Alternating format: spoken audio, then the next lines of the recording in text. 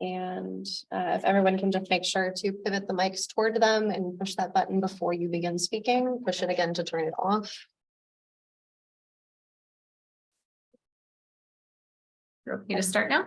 You're ready, good to go. Okay, so we'll call the meeting to order at 5:39, the Environmental Commission meeting, April 11th, 2023. I need, Copy of the agenda. I have a copy of the agenda. Does everybody have a copy in front of them? Yes. Let's go ahead and do a quick roll call.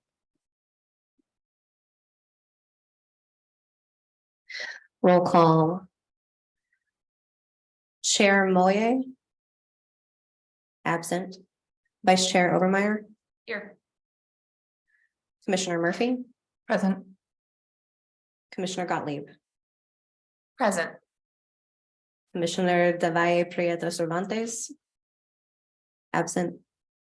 Commissioner Alvarado. Here. With that, we do have quorum.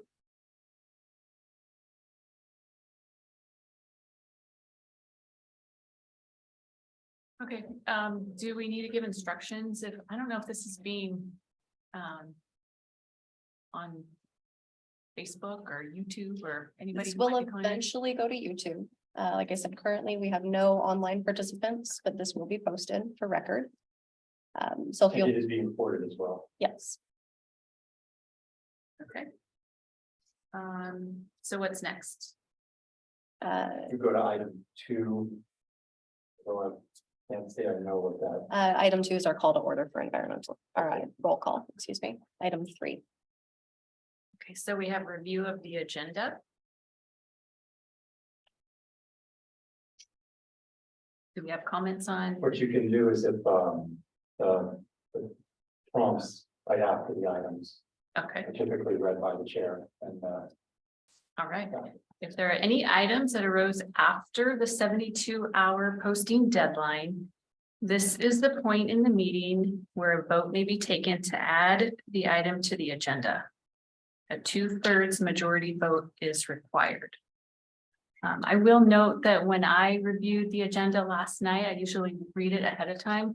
It was missing the minutes. Those were not included and those were not added until sometime late morning or early afternoon today. Everybody should have a copy, I think, in front of them now.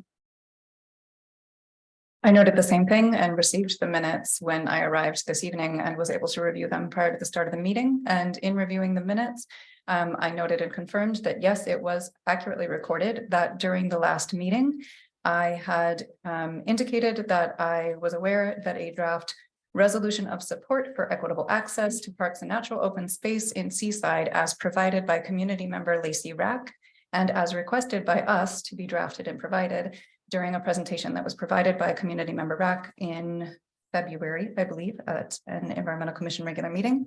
I had requested during reports from commissioners last meeting, as it says here in the minutes, that we agendize and approve or discuss or revise that letter of request, and it is not on our agenda. So I would like to add it to our agenda this evening. So Chair Malay is here now. We're on item 3, review of agenda. And Commissioner Murphy identified something that was in the last meeting, requested to come back to this commission and is missing from this agenda. So I guess I'll leave it to you as to where we add that in this agenda.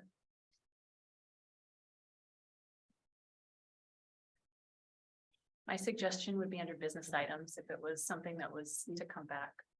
Yeah, I think would business items maybe after the presentation and before we work on the review of our annual work plan, that seems like it might be the most efficient time to address it. We do have to take a vote and receive a 2/3 majority vote in order to add it to the agenda, but then yes, it does seem that adding it to the business items either before or after the presentation, if our presenter is not here, maybe we can begin with that. Is our presenter here? No. I will say that we can add this as a discussion item. However, we won't be able to take any action on it tonight. Will you please clarify? Sure. although this is probably not the ideal time in the agenda to do that. Are you looking to change the order of what's going on here? Oh, I think we were asking to clarify why we couldn't do a 2/3 vote to add it to the agenda so that we could review. You can add a discussion to the agenda. However, it would not be appropriate and it's outside the commission's role to adopt a resolution on this matter. Oh,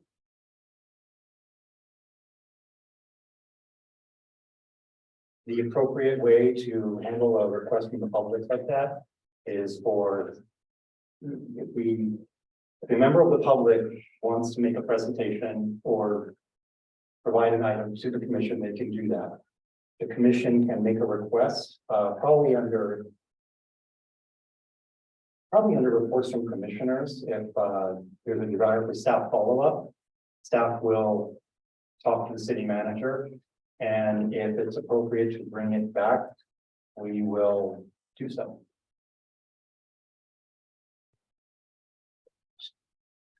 So when at the last meeting, I requested that this item be agendized, presumably what you're telling me is that city staff then communicated with. What we should, well, yes, and the response is, in this case, that no, it's not going to be brought before this commission.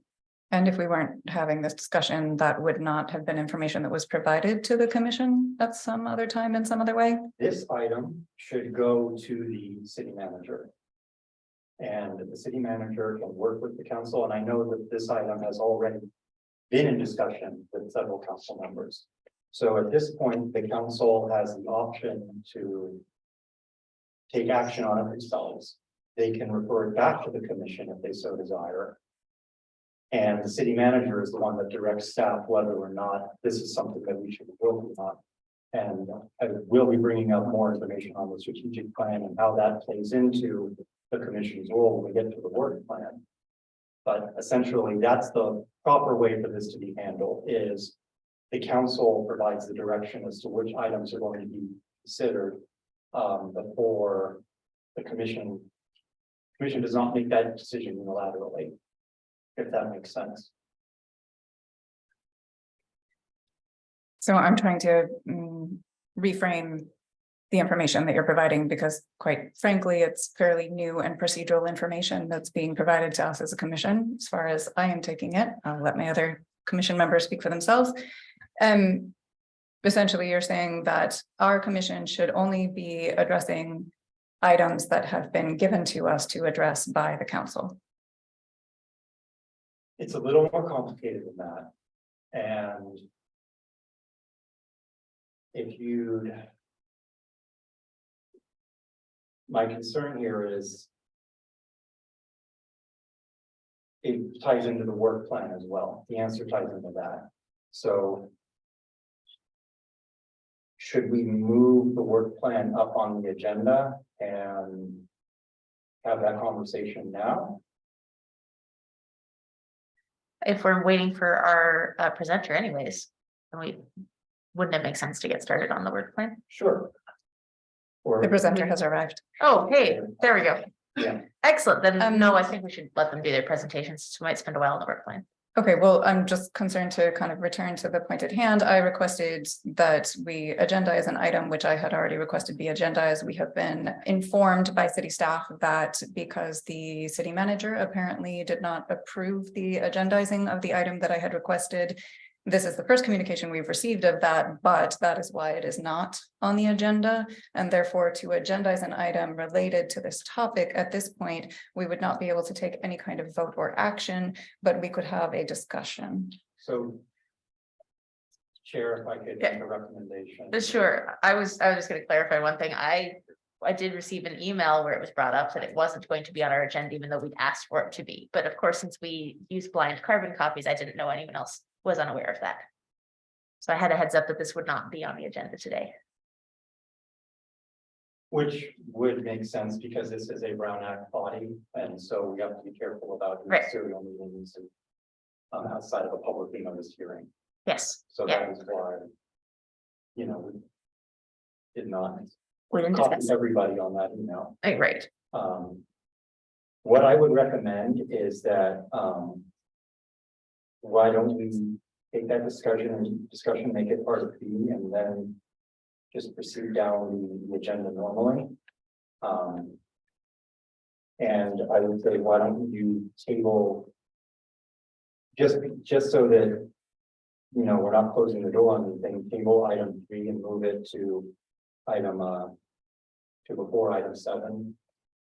So if you want to add something to the agenda later, after we've had the full conversation, because I don't want you to feel like I'm trying to shut down the conversation by moving on and, you know, saying, no, you can't go back. We But can do that. I also, We can do that. We can review add things to the agenda and just you move it can- down. As chair, you have the right to move things around in the agenda if Great. necessary Yes. during the meeting. But I also would like to.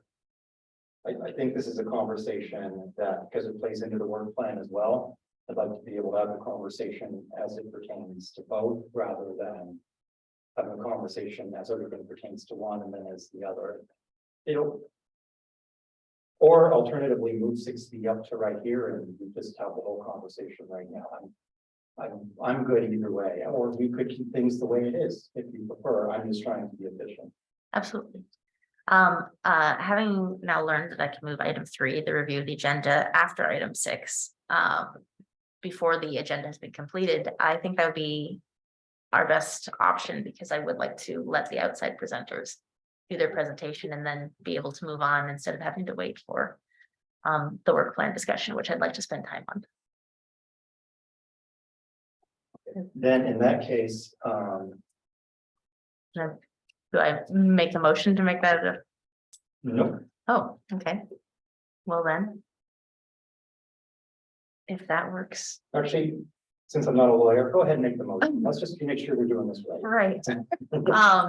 And well, and I'd also like my fellow commission members to be able to weigh in on that as an option. I would like to motion that we move item 3, the review of the agenda, which allows us to add items to the agenda, and we move it instead to right before item 7. So that we may continue to add items to our agenda for tonight. And then keep the rest of the agenda in the same order. All in favor? Is there a second? Is there a second? Yeah. This is, I don't know if you have to go out to public comment for this before we. The make a motion. public- It Change the order. they did? sounds very backwards to me. I don't know if everybody's in agreement, though, that's fine. Well, we're gonna go to public comment. We're just moving item 3. Okay. We're not gonna go, we're still gonna approve the minutes and go on to our business items, and we're definitely gonna do public comment. I just want to move just this one. Why don't you, or here's an idea, why don't we just add the discussion to the agenda for item 6C? For this resolution. So that we can, we'll just tackle B and C pretty much around the same time, for 6B and 6C, as a business item as was originally proposed. So that would be, but I don't know if that would handle Commission Member Murphy's desire to add it to the You agenda. would be adding it, I'm saying take action to add it to the agenda right now. As item 6B or 6C. The original, her original suggestion. Okay. Sorry, I came in late. I move that we add to the agenda as item 6C, a discussion of the requested agendized item from, as recorded in the minutes from me last meeting, regarding the review of a resolution of support for parks and open space as presented by community member Rack. I'll second. All in favor? Aye. Aye. Aye. Okay, that looks like item was added to the agenda as item 6C unanimously. Okay. Well then, I think that concludes item 3 on our agenda. Any other items for review that we wanted to add after the 72-hour notice?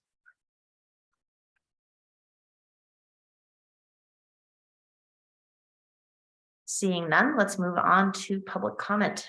So this is the opportunity for members of the public wishing to address the commission on matters that are within the jurisdiction of the city of Seaside, but not on the agenda. So now we have more things on the agenda. Good job.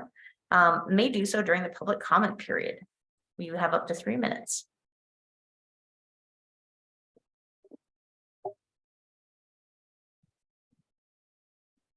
Good evening, Commissioners. My name is Lacey Rock. I will hold my comments regarding the new agenda item until that agenda item. However, I do want to express my deep displeasure with the process of putting this item on the agenda. It has become very unclear, and I am becoming more and more aware that it is turning our commissions away from public engagement and discouraging the public from coming to the commissions to engage in issues related to the community. It's shifting from a top-down or from a bottom-up process to a top-down, whereby this commission and other commissions can only work on issues that are directly expressed to them to work on by the city council and or city manager. I will tell you that I have had conversations with city council members, and they have told me that this is the process that I should be doing, going through the commissions and the committees and then bringing it to the council. So it's in direct opposition to that. So I want to go on public record as really stating my displeasure with the shift that seems to be happening just over the last couple of months within how the city operates its commissions and committees. Thank you.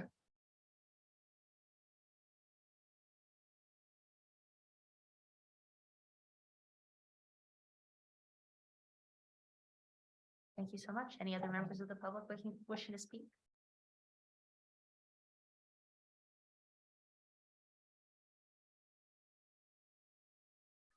Do we have anyone online? Okay. Well, let's move on to item 5, approval of the meeting minutes for March 27th.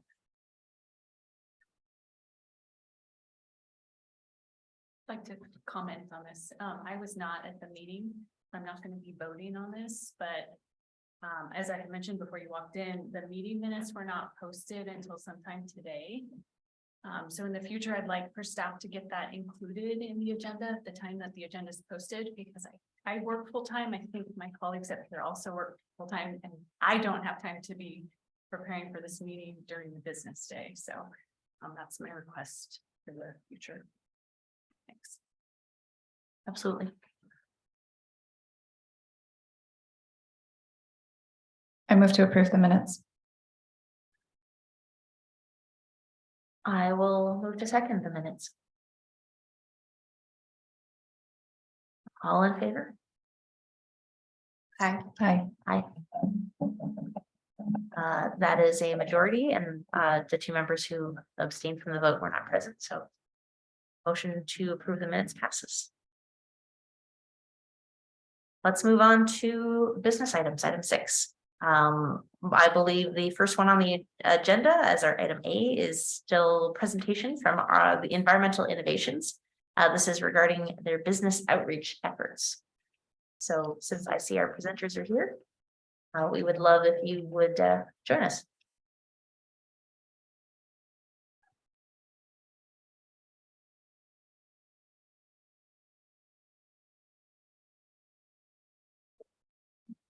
Hi, Commissioners. My name's Jill Fleming. I'm the president of Environmental Innovations and the executive director of the California Green Business Network. And I'll let Jackie introduce herself. Hi, my name is Jackie. I am a bilingual sustainability consultant for environmental innovations, and I work on several projects, including the business outreach for the foodware ordinance, or more than foodware, but the ordinance. So next slide, please. We have some great news to share with your commission today. Something that started here in the city of Seaside that we always had the mindset that we would spread it Monterey Bay area wide. We now have a federal grant to do just that. So we're very excited about that. So Jackie's going to kind of present on the success of the program in Seaside, and then we can talk about our program, our plans for the program future. And we also want to kind of present some things that we're doing in tandem that are going on at the same time that also could benefit the businesses of Seaside. So not only do we have this federal EPA grant, but we also have utility funding and some green business funding. So we want to kind of present the whole picture and get your feedback and answer any of your questions. So next slide. So first, I'm going to let Jackie kind of brag about all her hard work. Oh, it's not in the right order. Okay, that's all right. That's okay. We'll jump right in. We'll jump right into the good news about this federal grant. So we wanted to continue the success of the project in Seaside. And so we applied for some US EPA money to do that. We took what worked here in Seaside, and we're going to keep the branding of Turn the Tide on Plastic. We think it works. We involved a lot of stakeholders in the greater Monterey Bay area community to come up with that branding. So this is what we're planning to do. We want to make sure that it benefits Seaside as well. So we'll do follow up with our businesses here in Seaside and make sure it benefits Seaside, since as early adopters, we should get these businesses those services. And we're also going to be having a focus within Salinas and Watsonville. Two cities that have similar look and feel to Seaside, but more importantly, that are underserved. And so that was part of the grant, that we were serving underserved communities. So you can see the numbers. We want to reach 800 businesses, 200 of them through virtual touches, 100 through one-on-one visits, and get 50 of them to actually make the change to reusables from disposables. We hope that 10 of them will go on to achieve certification. And based on the Seaside numbers, we now know that that's possible. And we want to produce 3 case studies that we can continue to use to convert more businesses to use reusables in place of disposables. So next slide. So these are some of the resources and partners that we have for the Monterey Bay area. We have this federal grant for Turn the Tide campaign throughout the county. We also have some PG&E funding for what they call, not what we call, but what they call hard to reach businesses. So businesses that don't speak English as a first language, have under 10 employees, or there's one other criteria. They rent their facility. Thank you. And so we can help these businesses with free retrofits. So free lighting, free programmable thermostats. There's a bunch of other free stuff. And there's some stuff that has a copay. Like for instance, if they wanted to switch to a heat pump water heater or a heat pump HVAC, there's a copay for that. And we will have some financing options for them to do that as well.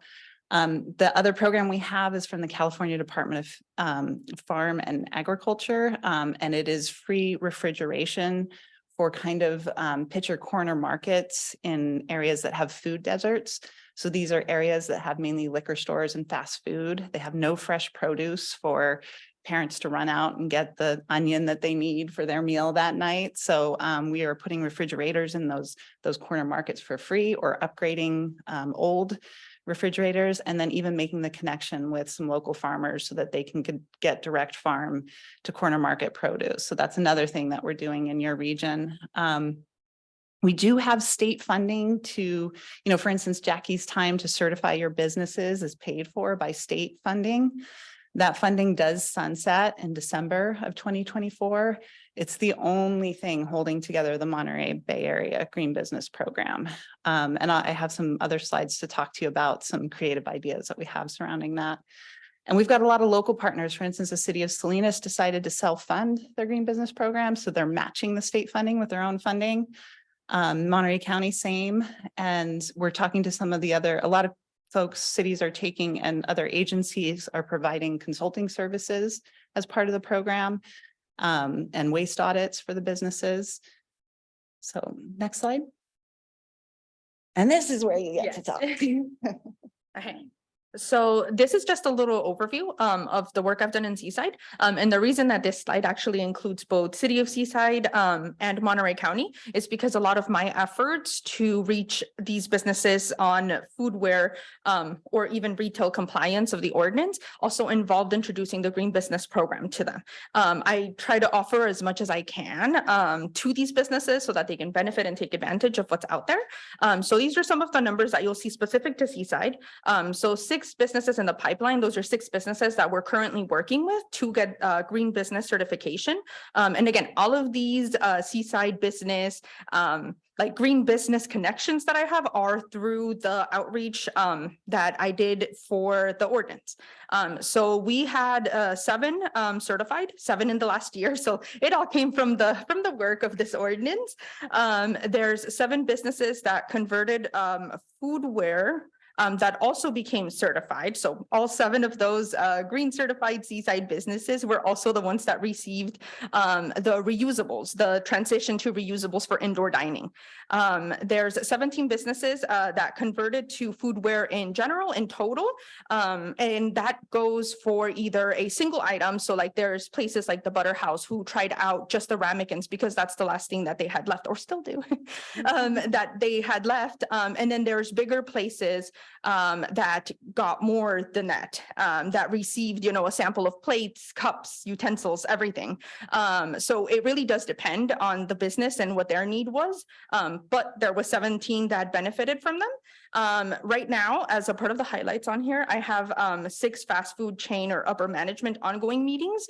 And that actually brings up a little bit of the difficulty that I had with the outreach, which is that I may have visited these businesses a lot, but sometimes, or a lot of the time for fast food restaurants, every time I went in there, it's like it was the first time. They had a new manager, sometimes even a new district manager. It was really hard to continually go and have nobody know about this.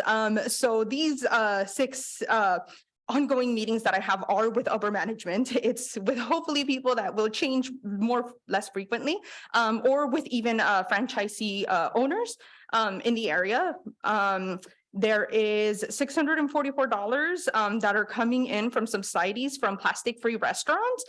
So from the restaurants that received the funding for reusables, we partnered with plastic-free restaurants because they provide those subsidies to cover the difference between the cost of a disposable item or the disposable item that the restaurant was using compared to the cost of the reusable.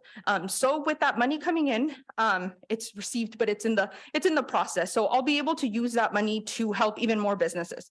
There was a internal goal of getting 10 businesses this cycle. So like this is the second time, but this cycle. And I'm 2 away from that. So that will be happening in the next 2 weeks because we're supposed to be finished this month.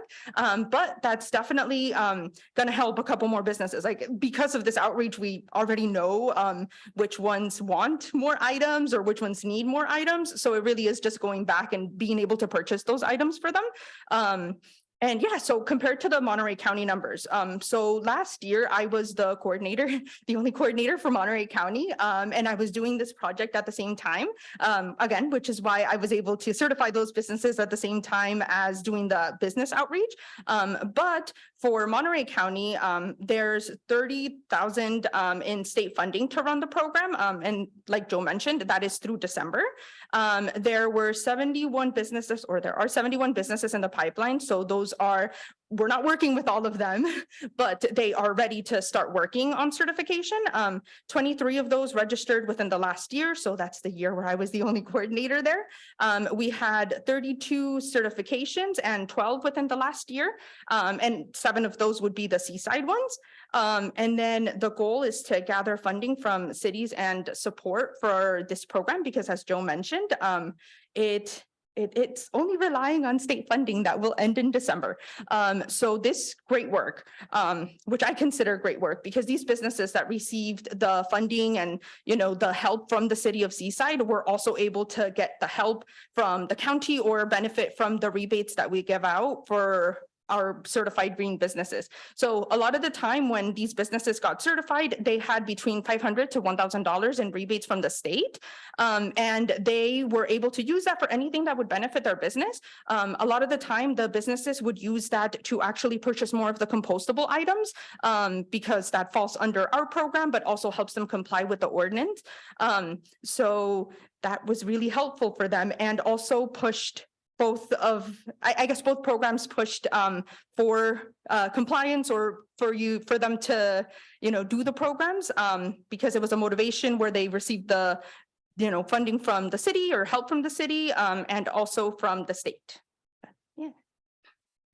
And I will be answering questions. Sorry, I should also mention that we had a meeting with Beth, and I didn't necessarily have a slideshow to give you all of these updates, because I want to answer your questions, anything that you might want to discuss. And this is actually going to shape the presentation that we're going to have for City Council. Last time we had one where we gave a basic overview, and I'd love to hear if that's what I should do again, or if there's anything that you think is more important to show. This time we do have case studies that were made.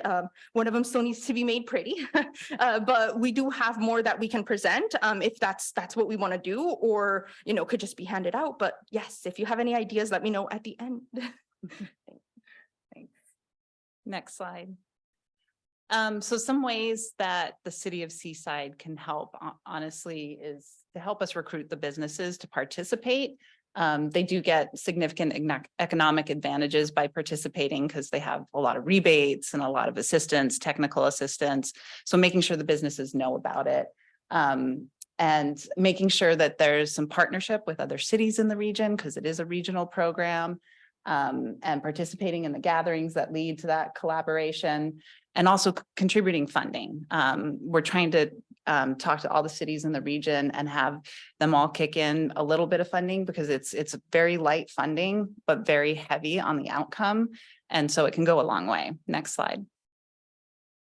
So this is kind of an idea of where Monterey falls in other regions in Northern California in terms of how the Green Business Program is resourced. And as we mentioned, we're fully relying on the state funding, which we've managed to get off and on for the past 7 years, but it's a bad budget year for the state. And so the word I'm getting from Sacramento is it's a bad year to ask for renewed funding. So I'm not relying on it. I'm trying to make plans that we won't have state funding in 2024. So the more we could have our own funding and have it match the state funding, the more, resilience we'll have in managing this program going forward. Next slide. So these are the proposed contributions that we've presented. We had all the cities come together in a room, and we presented this in February. And we're going back and asking for these commitments, and it's going fairly well. We're starting to garner some commitments already. So the city of Seaside, we have down for 10,000. We're requesting 10,000 in funding. And so all this adds up to, a decent program with a good 3/4 time FTE. We'll obviously partner this with funding, couple this with funding that we get from the state and from the utilities, and make sure that the businesses can get all that they can get out of these funds. And we'll have some recognition events and any ideas that your commission might have as well. Next slide. And I think the last slide. So that's it. We're looking forward to hearing your ideas and answering your questions. And we love it when a program like this, an idea that a city comes up with, this foodware ordinance, this plastics reductions ordinance, leads to this greater regional partnership and more investment in this community. So it's been fun. And I know, and Jackie's done such a great job. So yeah. So any questions? I have a quick question. On the most recent slide, you listed the potential sources of funding, and I just noticed that you mentioned like City of Seaside, City of Marina, City of Pacific Grove, County of Monterey. What about the City of Monterey or City of Carmel? Oh, yeah. For those were some of the, were also passed, plastic ordinances and. They they're- did, yes, and we have garnered funding from the city of Carmel by the Sea. Mhm. And City of Monterey runs a program and they do self-fund it. Sorry that that's not up there. It's kind of hard to represent the whole thing. So yeah, and Salinas isn't up here too because they run their own program, so they already do fund it, yeah. So this is a program that those of us can work together. Right. Whoever. Exactly, exactly. Mhm. But I'm glad you pointed it out.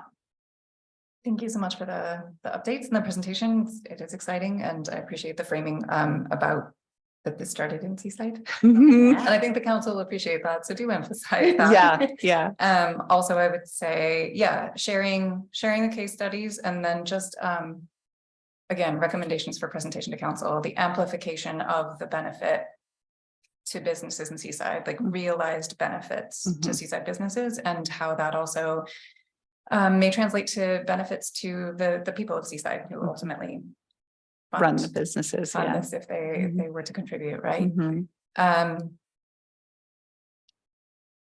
Going back a little bit out of curiosity on the CDFA free refrigeration Mhm. program, you mentioned that this would be for corner markets primarily, and then you indicated something about connecting local farms with corner markets. Mhm.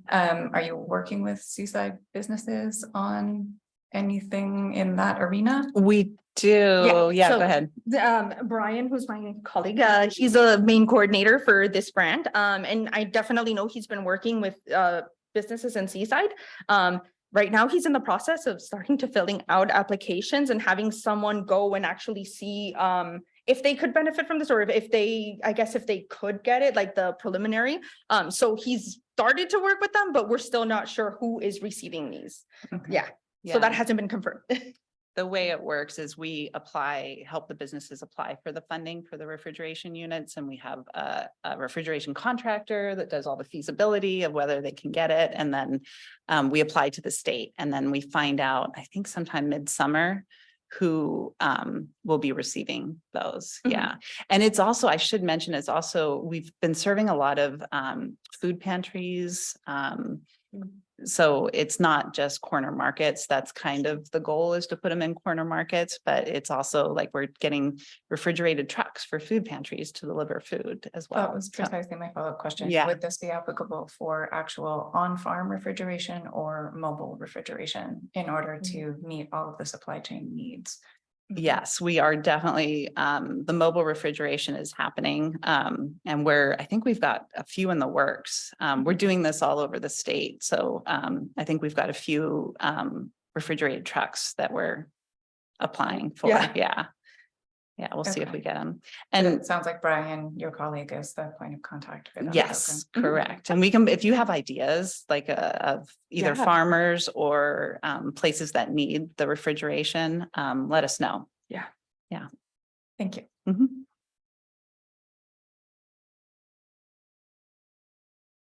I did want to put another comment of support, Commissioner Murphy's suggestion for case studies, I think would be very valuable. I know if you have a chance to say, here is a Seaside business, these were their practices before, this is what's going on now. Personally, we know that having a reusable item means you're not having to keep purchasing disposable Yeah. single-use Yes. plastics. So Yeah. it's environmentally and economically significant. Mhm. So I think that would probably get more people excited and generate that goodwill more than just saying 8 businesses. Like, Yeah. yeah. Right, right. Yeah, no, and it's, I mean, something that's surprising to us is these businesses stand to save tens of thousands of dollars every Yeah. year. And it's, that's more money they can put into their business. So, Mhm.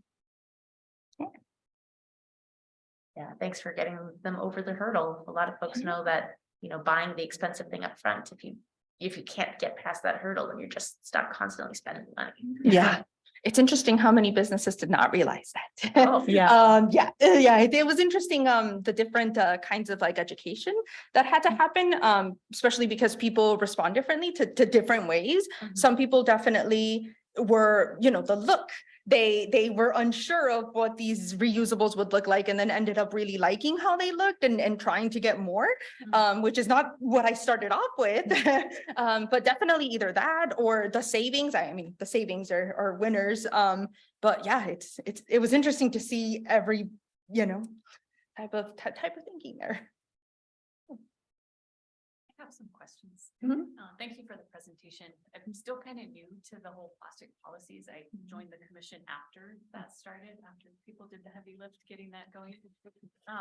So the $10,000 contribution from Seaside would help fund your operation, like staff, salary benefits for how long? Oh, yeah. So that would actually fund the green business certification portion of the program. So what we did was kind of unique in that we helped prepare businesses to comply and go beyond the ordinance in terms of switching to reusables. But the other thing that we did is we wanted to reward them and actually do more with them. So the Green Business Program looks at energy conservation, water conservation, pollution prevention, solid waste and recycling, and community involvement. And so we put the businesses through that process and then got them recognition at a state and local level. And so the $10,000 is for that aspect of the program. And the foodware is one, a big part of the Green Business Program. That is a measure on the checklist for food facilities to switch to reusables and compliant compostables when they can. So you said the current funding ends next year. So then with this funding package, how long would the Green Business Program continue? That would be an annual funding contribution. Yeah. And then the grant that you mentioned from EPA, that's actually for the improvements. So the grant, from EPA is focused on foodware. So that would be the foodware model of providing the technical assistance and the rebates and prebates to get businesses to switch to reusables. So that's what that's funding. Yeah. And it's just listed on our agenda as a presentation, so I guess there's no action from the commission, but I'd like to know when it goes to council because maybe some of us can provide comment and support at that time. When I spoke to Beth, or actually when this started, we had planned for an Earth Day presentation, but I don't know exactly what date that is. I'm assuming it's going to be in the beginning of May, but I'm not sure what date that will be. And then also, I don't know if this is something that you might also have ideas for, but when we were talking to Beth, we were also talking about how this program can continue. And it was exactly because of what I mentioned, where sometimes it feels like it's the first time I'm going in there. I also started going to the retail stores because our partners in the beginning of the program were no longer doing that outreach. So I was going to Smart and Final because everybody goes to Smart and Final. And again, they also said they had not heard about the ordinance or that they couldn't sell styrofoam. So it has been a continued process. But at the same time, the majority of the restaurants are already informed and are working on it. Like whether it's a few items that they're able to get, there are hard to get items that are compostable. So they're still working on it. But if there are ideas on how to continue this type of work, then we would love to hear that. One thing that we had mentioned was how do we reach the public? Because even if these restaurants want to comply, I mean, they kind of, so like when I step back, like if they fall back into the same things, like how can we get the public to be aware of the ordinance, but also be in support of it, whether it's bringing in their own reusables or, asking a business like, oh, like, why aren't you using these? These could like having them, also, yeah, kind of help a little bit in that, mostly because I think they respond more to customers. I think they care more about them than they do about me necessarily. So yeah, if there's any other ideas that can help with that. I know on our end for environmental innovations, we've talked about different ways that we can like some of the funding that we have for branding or anything like that, if we can use that to bring it out to the whole Monterey Bay area, where it's just like a sign encouraging people to bring in their own reusables, which is a little different from the ordinance because the ordinance specifically applies to businesses. But I definitely see a need in public awareness, especially in Spanish speaking like communities. And I say that from experience because, yeah, like from watching Spanish news, there is never that connection to climate change or to any, pollution issues that we have. Whereas when I listen to the news in English, there's always like, oh, these floods were a cause from this, and it's going to continue to happen. So that's something separately that I want to work on, which is getting the public, and at least because I speak Spanish, like Spanish news to also make those little hints, or if you have good social media accounts for the city, if anybody follows, if things like that could be shared. But yes, Yeah. this is just some ideas. I appreciate you bringing that up, and the city does have obviously a platform for community outreach and engagement, and I think it would be very important for you to carefully present that to the council and ensure that the council hears that public outreach and awareness is lacking and really does need additional support, and request that the city act as a partner in doing that type of engagement. Another thing I'd add to that, there was a very long discussion at the council last Thursday on the farmers market. Mhm. And there's a big interest to have more tables out there. I don't know if you qualify as a nonprofit. Mhm. But this might be a good opportunity Public. to have that engagement with the community when it gets started. Some things that we've done in some of the other municipalities that we work in San Mateo County, they have a complaint line. They actually completely rely on the public to police their foodware ordinance. I'm not a fan of that. It's kind of produces a little bit of conflict. But the other thing is, you may have seen or used the Seafood Watch app or card, having something like that where the public can actively engage in the process and leave a little card saying, hey, I notice you have a lot of disposables. You might want to consider switching to reusables or something like that. I think engaging the public can be really, really valuable. Yeah. And I think the farmers market is a great table there. We've actually had to work with farmers market folks to, change their foodware up because that's, they serve food there. Well, thank you again. Thank you for You're your welcome. ideas and Yeah, suggestions. thanks for your time. Any comments from the public on this agenda item?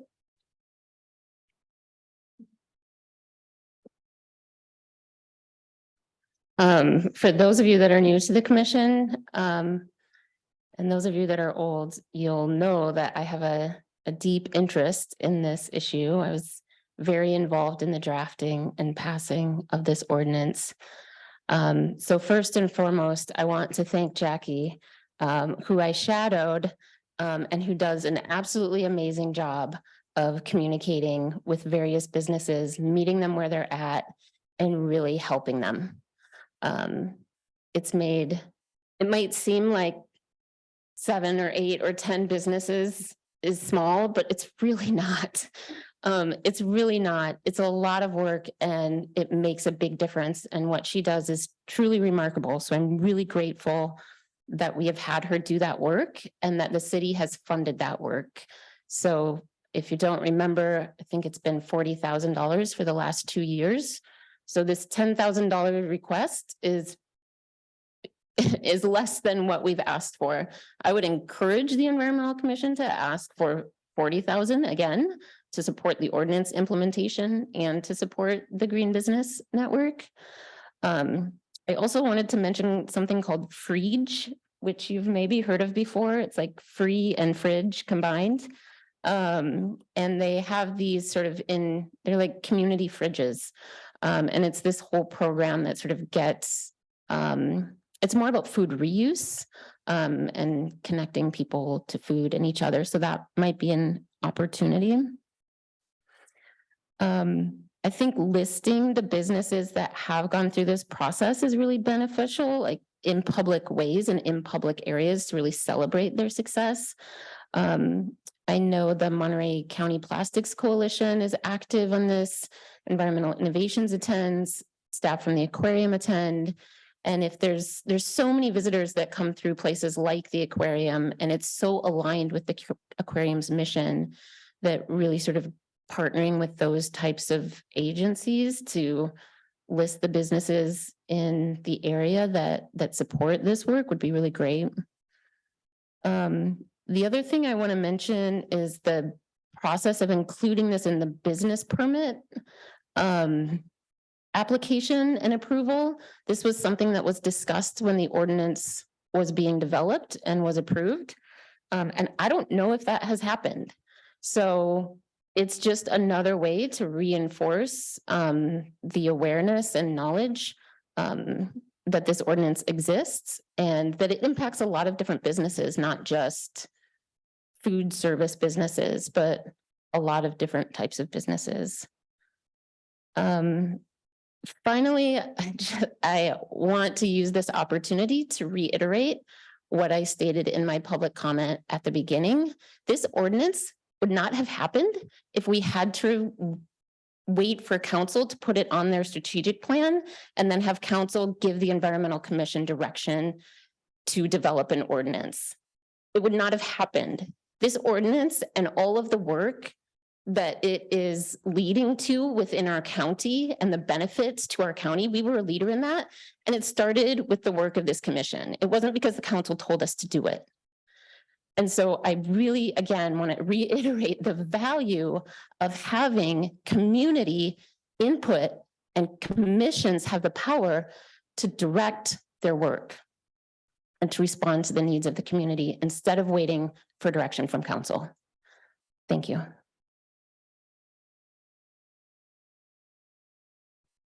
you so much. Any other comments from members of the public or any online wishing to speak? Go ahead and use the raise hand function. Okay. Since I don't believe we have any more members of the public in attendance. That means we're going to move on to item 6B. We're going to review the draft of the annual work plan and vote to approve. Thank you very much. And I thank you for humoring me and moving this conversation to this point. And I think it'll be clear in a minute why I didn't want to bifurcate it. So what is essentially a little bit of background here, because this is admittedly different from how we've done it in the past, is that in November, the council adopted its strategic plan. And that strategic plan essentially outlines for the year all the priorities of the council during that year. It's a document that's designed to not only put out publicly what the city is working on, but also to help allocate staff resources and ensure that we're focusing as staff on what it is that is the most important thing, for lack of a better way of putting it. And also making sure that we're all on the same page. So one of the, I guess, corollaries to that is that all of the work plans will need to be consistent with the council strategic plan.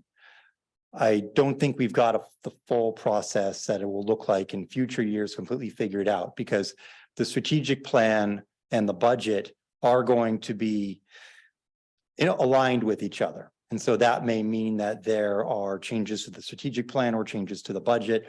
But when they come out and council adopts it in June, they should be consistent with one another.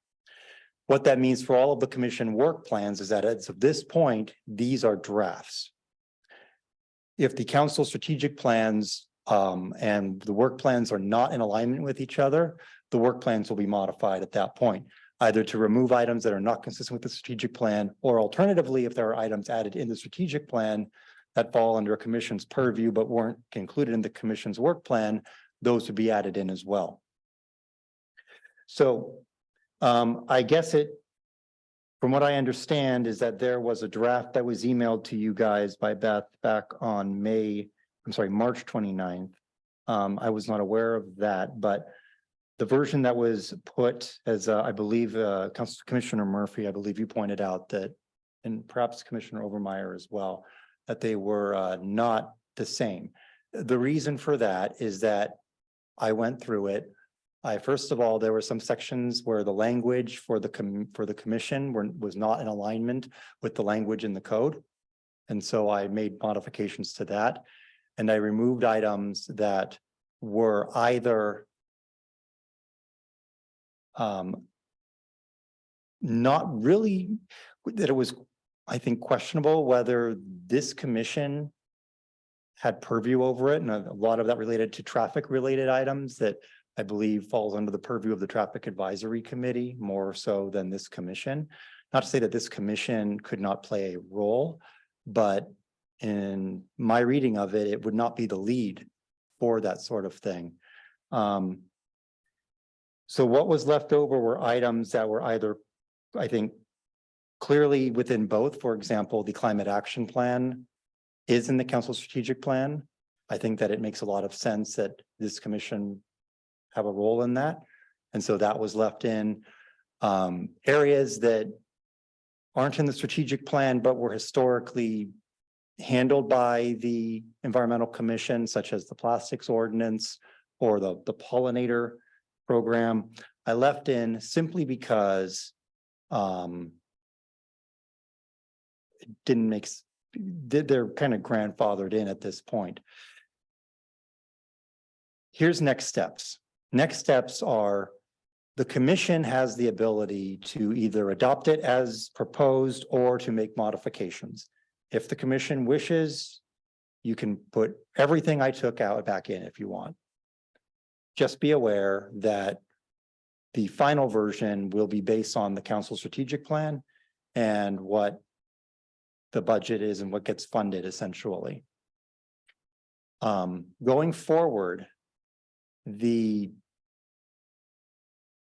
items that are not on the strategic plan, things are going to come up during the year, right? There's going to be things that people come up with. So as of this point, if there are items that you want to add in the work plan for consideration in the strategic plan, now is the time to do that. And we can modify the document to do that. Going forward, when things come up, then the way to handle that will be, and I think we need to make it a little bit clearer on the agenda. Right now, we've got reports from the commissioners. I think we need to have an item, really commissioner reports or requests. If you look at what the council does, for example, if a council member wants to bring something and have it placed on the agenda, it goes on to council member requests, they're considered, and then they can be put on the agenda or not. In this case, what would happen is the commissioners, any of you, could place an item for consideration, and then staff would take that back to the appropriate personnel and determine what is the appropriate method for doing this. And part of this is making sure that we're all working together, because there's a lot of other commissions, there's the council, there's other city departments, and we should be essentially pulling together here and not everybody going and doing their own thing. So part of that, this is staff going and finding out what's going on, and we will report back to the commission on what we learn and what the outcome of that is. To use it as an example, and I'm maybe jumping to the other item, but just use this as an example of how that would work in this situation, is in this case, there is on the council strategic plan a master parks program, and the appropriate avenue for this sort of thing would not be to have a commission take independent action, but rather to speak to the director who is working on this, and Beth is also working on this project, and coordinate so that we are putting together a plan that reflects the needs of essentially all the different entities. We don't have a parks master plan yet for there to be action on. We are still working out the details of how this is going to work with all the different commissions. I don't know at this point whether the Environmental Commission would be tasked with looking at the Parks Master Plan or not. I can see arguments both for and against. We're still working on that. I don't have an answer today, and it's going to be several months before we have an answer on that. I do know that the Parks Master Plan is in the strategic plan as of today. So that is an effort that is moving forward. And I think the content of this particular resolution request is something that I think that's a voice that should be heard as a part of that process. And that makes sense. But the direction that that the city is going on this is that it's the commissions should be working with staff to ensure that we're collaborating on these matters. Coming back to the work plan. So what I said before is what I'm going to start with is I'd like to use the version that was agendized as a starting point, because that's what was agendized. If the commission would like to make modifications to the work plan that is sent to the city council, now is the time to do that. I think we can focus, rather than trying to flesh out and write full paragraphs, we should write bullet points and maybe a few key, a few key items, right? Provide them in outline format. And then that will be up for the council to consider as part of its budgetary and strategic plan process. And with that, I'm going to turn it back over to the chair.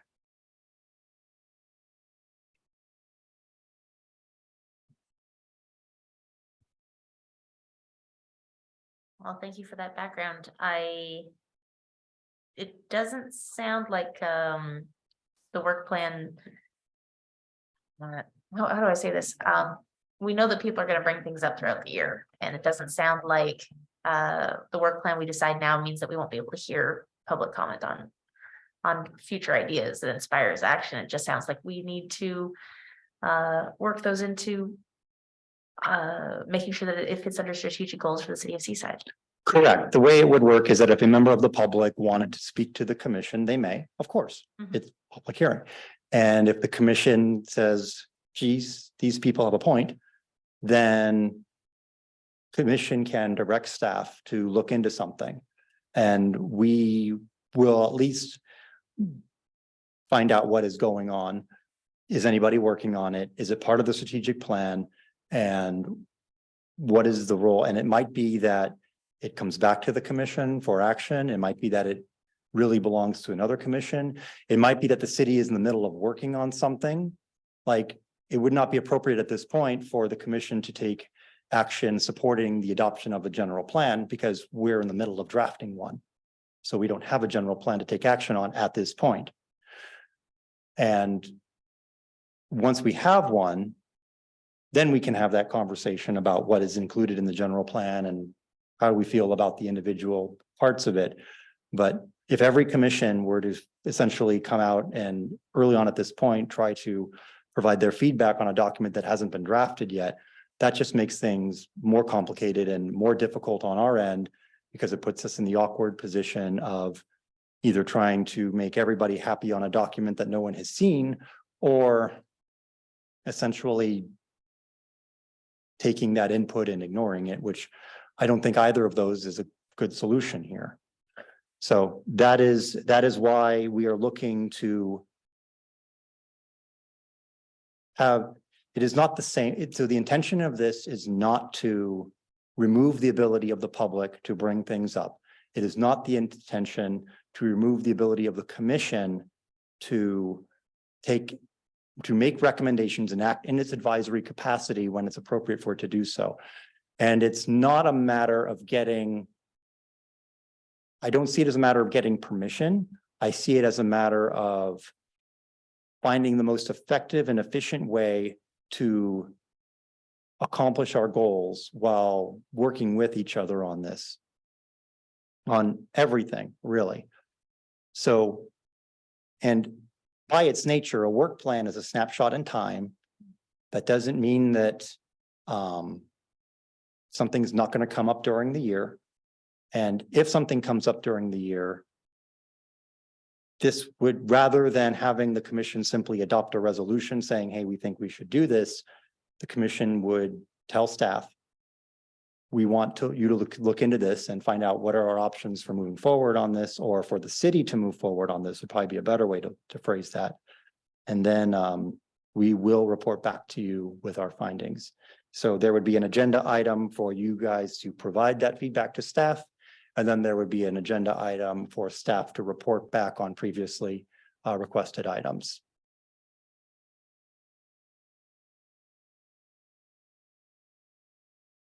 That was a long answer to a short question. I apologize. Thank you.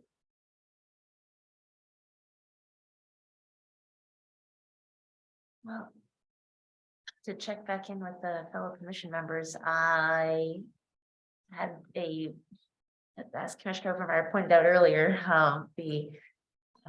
most of us are in the middle of work days right before this meeting starts. So I had a brief opportunity to look at the copy of the work plan that was attached to the agenda as part of today's packet. And the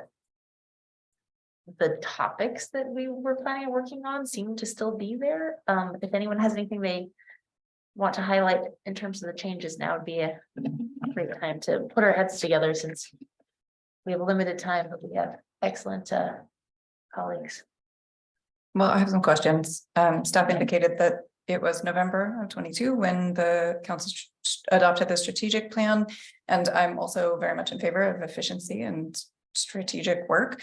I would like to know why the commissions had not been informed in a systematic way. And prior to this point, we've been asked to review our work plan with other drafts based on past year's drafts. Staff also indicated in discussion today that this is a change in the way that commissions have been directed.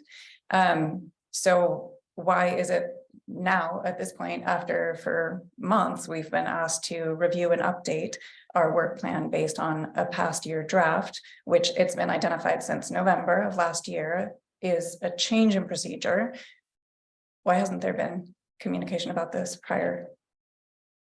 I think simply because it's new. I mean, that's an explanation, not an excuse, but this is new and we're still working out all the different areas. And I think that as we've been putting the budget together and the strategic plan, I think it's sort of become apparent that we need to make some adjustments as to how we've been doing this. And some commissions have already adopted work plans, and some commissions still need to adopt their work plans at this point. So this is a learning experience for everybody. So again, that's not an excuse. You're right. We should have anticipated this and probably done this a little bit sooner, but this is new. But that's the explanation. Okay, so I have provided comments and edits and suggestions on prior versions of the work plan.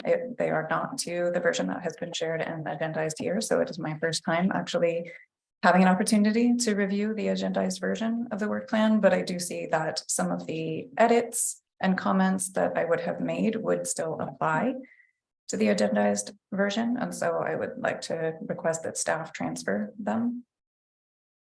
I had also requested of all of my fellow commissioners at the previous meeting that we all provide our comments and feedback and edits with track changes to staff prior to this meeting, so that that would be available for all of us to consider and review. Given this change, it's a bit complicated to then try to incorporate all of those items into the agendized version, assuming that that has not already been done.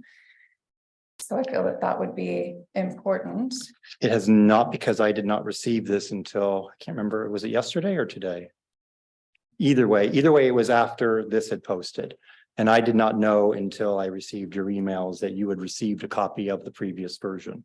So yes, you made your, and I have your red lines right here. So yes, they were made to the previous version of the work plan. I will say I did not make any adjustments in this work plan to the portion of the document that related to past activities, because I mean, what was done doesn't change. And I know that you do have some edits here. Mostly additions. Yeah, I mean, it looks like there's some comments from Beth on this document regarding looking for an update from Jackie of Environmental Innovations. And I'm not sure about this comment about Murphy on Saturday Park work days, but do we have copies of this, Olivia? Okay, maybe if we So provide Have some you hard copies to the Also commission. received comments or edits from other commissioners that are I did available not. to be incorporated. No, Did other commissioners provide feedback, comments, or edits to the work plan version as I had requested that we do at the past meeting? improv version. I have some comments from the previous version written onto, that I was hoping to share today. Okay. That's from the old version. So if I can share some comments, I want to say I share your frustration. I had planned to participate in the March 13th meeting, which I think was canceled because of the weather.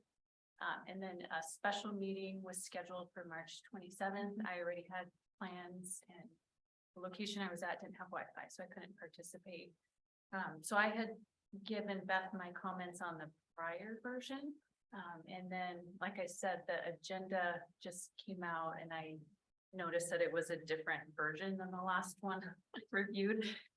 So I don't know what the timing is here with urgency in getting this to council, but it seems like we might need to go line by line tonight and match up all of our comments, because I do have comments. Yeah, and can I ask a clarifying question? Because I had sent in additions to the previous year work, so the stuff that had been accomplished. And it sounds like that was something that you have. I did not receive comments from you. Okay, Did you send them to Beth? yes, She's been out of the office since last week. She'll be back tomorrow. okay, yeah. Well, that would explain it, because I did it over the weekend when I was not doing a full-time job. So the March 27th meeting was a special meeting to get the work plan adopted. It's my understanding, because there was timing with the city budget. So I feel like we've lost time and we're going in circles here. Yeah, well, and I'm also curious about the timing, because we had a version of the work plan on March 27th that we were ready to work on. We just didn't have enough members of the commission, and it felt inappropriate to miss out on those additions. But now we have changes that happened just since March 27th. So, okay. Okay, so I guess we have our content. We have a different version that needs to be enacted on. I think if we're going to get this done in a timely fashion, we just have to, as Commissioner Overmeyer said, just go line by line with what we have now, which is, Can I ask a question though? So from on the March 27th version, yeah, did you guys have comments on that one? You did. yes. Yes, I made comments and shared them with staff, and that is what has been indicated is available. Yes, that was the version that I was working off of as well. I was not working off the version that is agendized today. Yes, that was at the March 27th special meeting. We wanted to get feedback from each member of the commission, and directed staff to reach out to those who were unable to attend so that they could submit their comments and their edits and their additions, so that we would be able to have everything all lined up for this meeting. But we now have a brand new version, so can we proceed with line by line? Yeah, if we're gonna do anything tonight, I think that's what we're doing.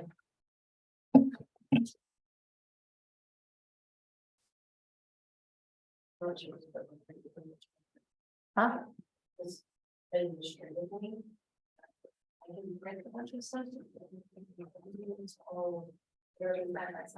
Yeah, that's useful. Right? Why don't you do that? I'll get out my laptop too, so. Do you have I don't need a the, printed version. I have it online. so you have the agendized version and you have the, do you have Commissioner Murphy's version? Great.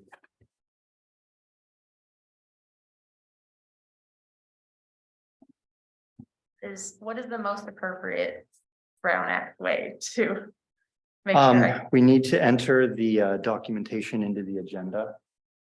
I'm sorry, into the record.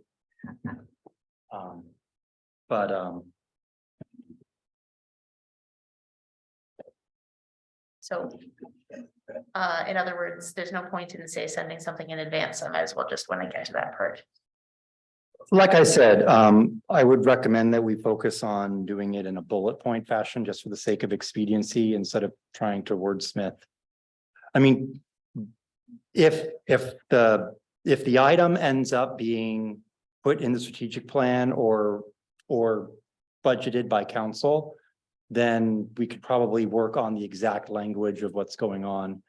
But we need to, I think we just need to get the ideas on paper as to what you want to include. Okay. Got it. Copies, show hands. I would like this. For the agenda.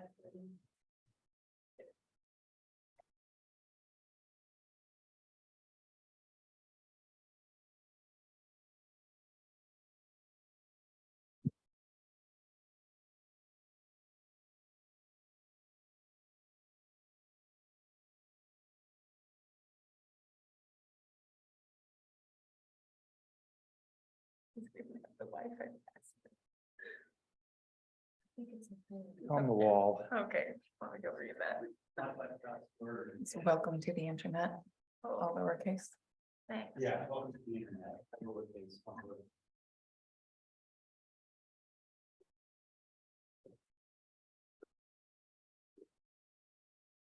Thanks. I'd rather save the paper.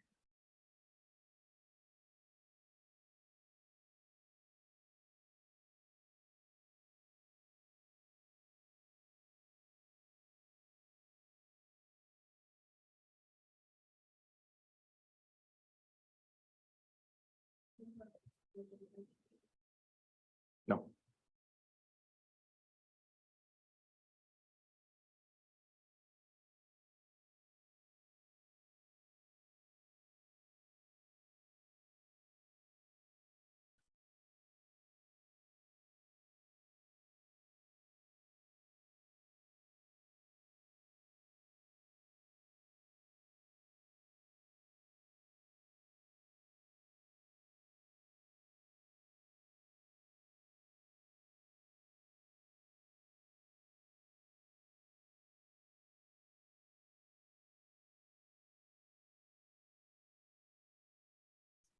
Great. Thank you.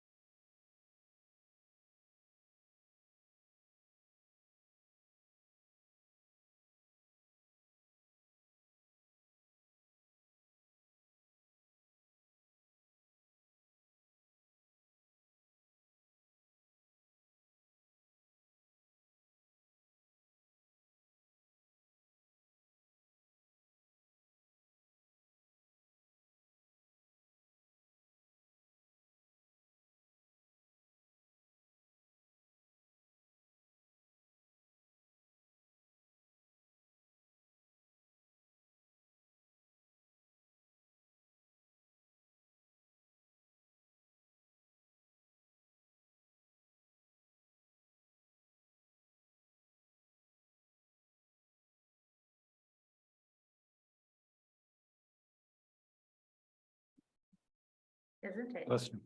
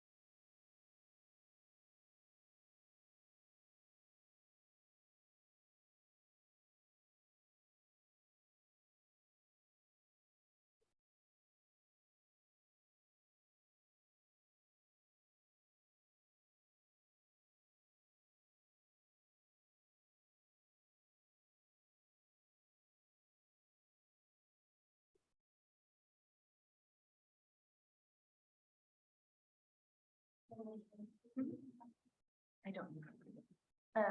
You can meet. Yeah.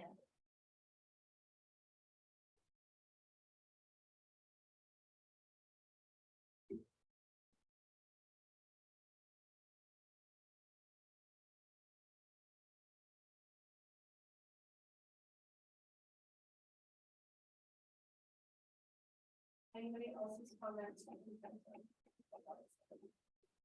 I didn't catch that. Any other documents you can put in front of I don't know if anybody needs the city strategic plan, if that's helpful. Or not, it's a pretty big document. We might ask you to help, or our staff liaison to help weigh in on that instead. I have a copy as well, if people need one.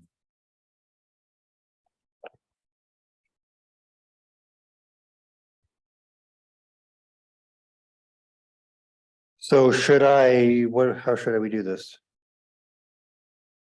draft agendized version of screen share, so it'll be included in the recording. And then my intention here is to go through and just have the being discussed. And again, reiterate the speaker mics on here while we're discussing. Okay, Are you doing the track changes on the screen? I'll make notes. Take notes. Yeah. It will be, I mean, but I think what we'll be looking for is a motion to approve the work plan with, and then state what the modifications would be. And then we can go back in and add it in. Don't think the formatting is as important as, to make sure that we do this as correctly as possible, so things are approved. When we make a motion to approve a work plan with some changes, will we need to carefully name each change or just talk about the changes discussed during this time? how about this, Olivia? As we make changes, why don't you just keep notes on the screen as to what the changes would be? And then we can just refer to that when we make the motion. I understood from staff's original direction that this would continue to remain a draft Yes, today, even after this discussion. it will essentially be the commission's proposed work plan. So this will be the last time you see it before it goes and it's put into the whole thing with the budget and the strategic plan. And then there will be follow-up following all of that. And I don't know exactly yet what that looks like, but there will be something at that point. Okay, so in fact, a motion to approve the work plan with modifications will be required today. As opposed to direction to staff to incorporate the comments and changes that are made so that we can review another draft. Either prior one to works. moving.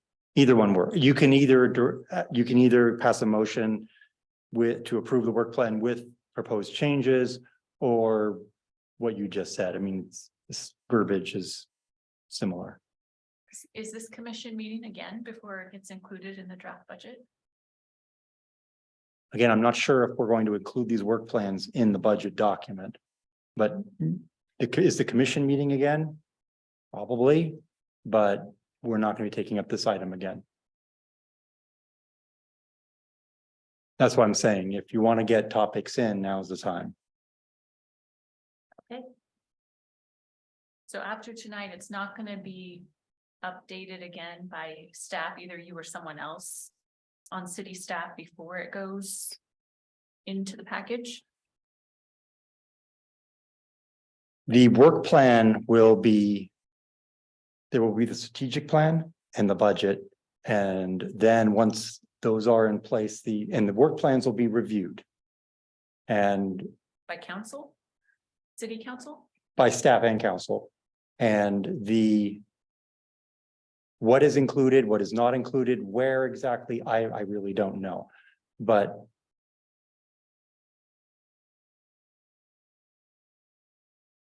there will be, whatever is put in this work plan will be seen it will be considered for consideration in the budget and strategic plan.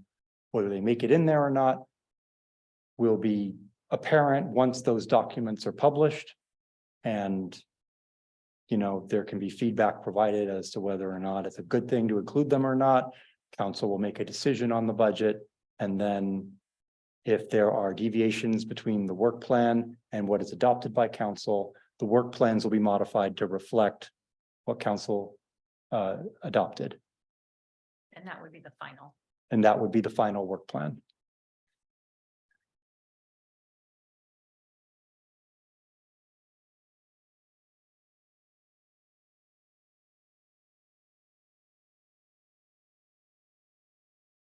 I guess I'd like to start on the page before this, because I noted that there's an extra position now on the commission. There's 9 in the March version, there were 8. So the commission expanded. That's not on both versions. At least both of my versions. Let's see, I've got the code right here. 9 voting members, So it looks like it should have been 9 the whole time. And there's no longer a student position? There should be still a student position. It may be vacant. Maybe it's just listed as vacant, as opposed to vacant student. Okay. I don't think I have the same version as you. I'm referring to the one that was included in the March agenda package. And it had the student, it was Timothy Randazzo, it had him listed in our last work plan. And it was identified as student. Are you looking at the one that was included on the 27th? Because what that was the prior year's work plan. I was working off the one that got sent out on March 29th, in preparation for our meeting today. Okay, maybe I'm Okay. referring to the wrong one. I'll pull that one up. I Yeah. think to address Vice Chair Obermeyer's concern, is it possible, I would like to recommend adding student as an identifier, just as chair and vice chair are identifying 2 of the positions on the commission, identify that one of the positions is reserved for a student and it is at this time vacant. I think that's a good idea. Have a vacant student.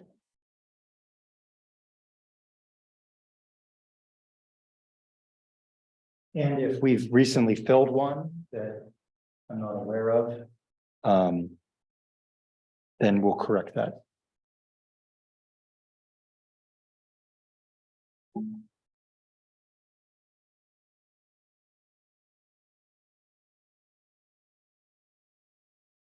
So, you know, I'll provide a little bit of background just to maybe move through some of these more quickly. I don't think I made any changes to mission statement. Yeah, it looks the same. General duties. There were 2 things that caught my attention. What was that? There were 2 things that caught my attention. Yeah, I made some changes in that first bullet point to match what's in the code. So like the word draft is not, for city ordinances, it's not in the code. The code has review and comment.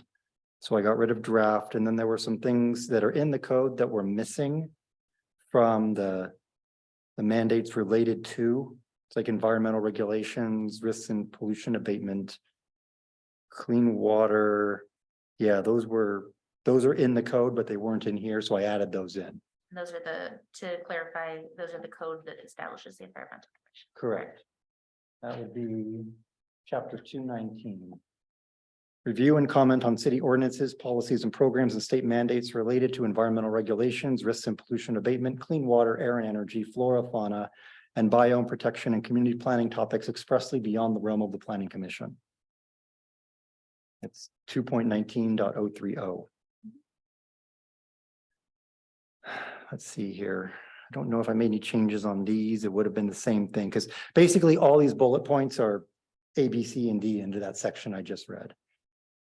So I had those match. For responsibilities.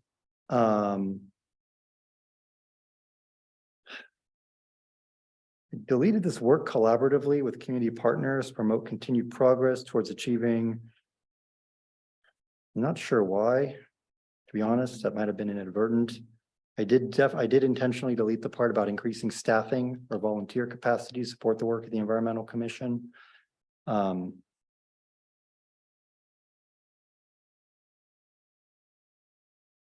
other three items that were there, I think that's just, oh, maybe it's because that's. Oh, it's because the first three there are code and the last two are not. So that's probably why. I probably just made it match the code. Very well, then, is what you are indicating that for the mission statement, general duties and responsibilities, that the text of this shall be equivalent to the code which establishes the commission, and therefore we have no input on these items? That is what is included in the agendized version, is just the code. Although we should get rid of the last "and" there, unless, at any rate, that's where all that came from. Those three bullet points match the three items in objectives 2.19.040 of the code. So if the agendized version matches the code, can then we make some additions to? I would suggest putting those in a different section. And I know working collaboratively is in the work plan portion of it. This section on responsibilities, I think, should match what's defined in the code, is my recommendation. That those are, because those are the responsibilities of the Environmental Commission. And then if you wanted to include those other two items, should probably go in the fiscal year work plan section. And I think one of them actually is included in there. That would be, if you look at, I'm going to jump ahead real quick, go to fiscal year work plan. I'm in the version that was agendized. Item 4, directly connect the work of the Environmental Commission to people. A, engage thoughtfully with all community members, including persons of color and or economically disadvantaged persons. And B, collaborate with other committees and commissions to align efforts and improve communication and collaboration. So I think that at least addresses the first of those two bullet points under responsibilities, or that was in responsibilities. Still on this first page, but going back to the earlier section with general duties, when the duties were brought into alignment with the city code, we lost a phrase which was really brought to attention after the formation of this commission, which was in the areas of environmental justice. I don't believe that that is in the city code version, but I think that's just because it wasn't top of mind during the creation of this commission, and I'd like to make sure it's captured somewhere. So you can look at putting that in responsibilities. I don't think that the commission can essentially choose to take on an area that it doesn't have the statutory authority to do so on. I think as much as environmental justice links with the rest of your work, then sure. But like I said, if you want to modify the document, that's your prerogative. But that is why I took that out. Thanks for pointing that out. I missed that.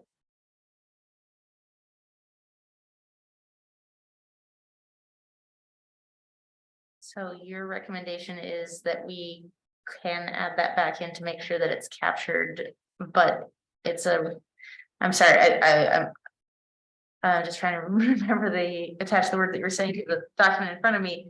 It's as opposed to saying it's our duty to review and comment on the topic of environmental justice. It is more appropriate to put it in as our responsibility. The general duties section basically is a restatement of what the code lists as your duty. I mean, the section is called duties. Yeah.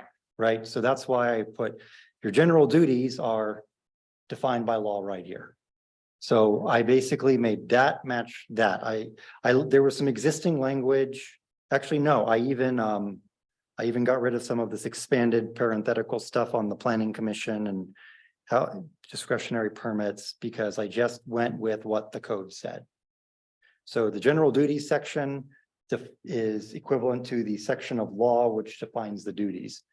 And the reason for that is that the authority of the commission is provided by the law, and the law says this. So that was the reasoning behind that.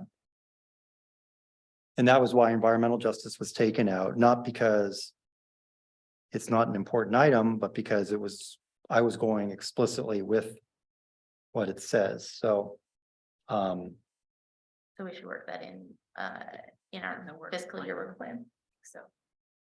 I guess if we're taking this from the ordinance, then I guess I'm wondering about the first bullet on responsibilities. It sounds like subcommittee work then would only be limited to the meetings that the full commission is not meeting. Is that how you read it? so what the code says here, and this one is slightly different than what's in the code, it says, the code says the environmental committee should be commissioned, but the environmental committee shall meet not less than 6 times per year. This says the environmental commission shall meet not less than 6 times a year with subcommittee work occurring during off-meeting months. I didn't really see an issue with the subcommittee work if the environmental commission formed a subcommittee, which is basically a smaller group, less than a quorum, that gets tasked by the overall commission to carry on or work on a particular project. So if you've got a commission meeting 6 times a year, then the off meeting months means you'd have 6 times a year for the commission, 6 times a year for subcommissions, but you know, if the subcommission wanted to meet more often, I don't think there's anything stopping them.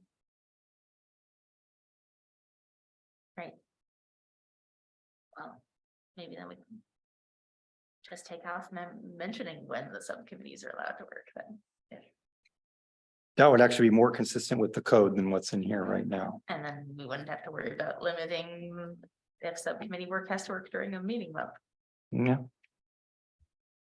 Is that a change that overall commission is fine with? Yeah, anyone opposed? Let me ask that question. All right, then I'm going to close that. Okay. All right. If subcommittees are not mentioned, are subcommittees permitted? I'm not an attorney, but I don't, as long as you're not violating the Brown Act, I don't see a reason why it would be a problem.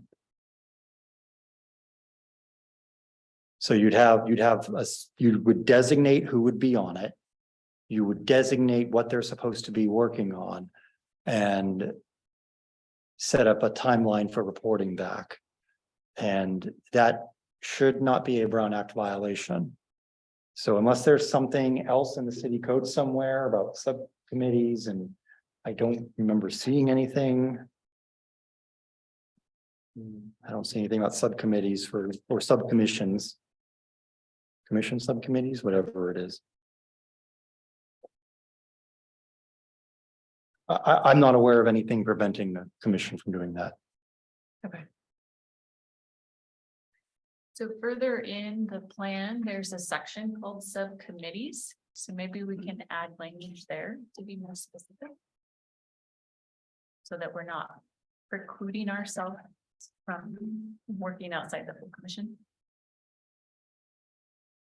Yes, a subcommittee's TBD. Seems a good place to capture things. I'm ready to move on to the fiscal work year section. Anyone else have changes in the beginning? Okay. All right.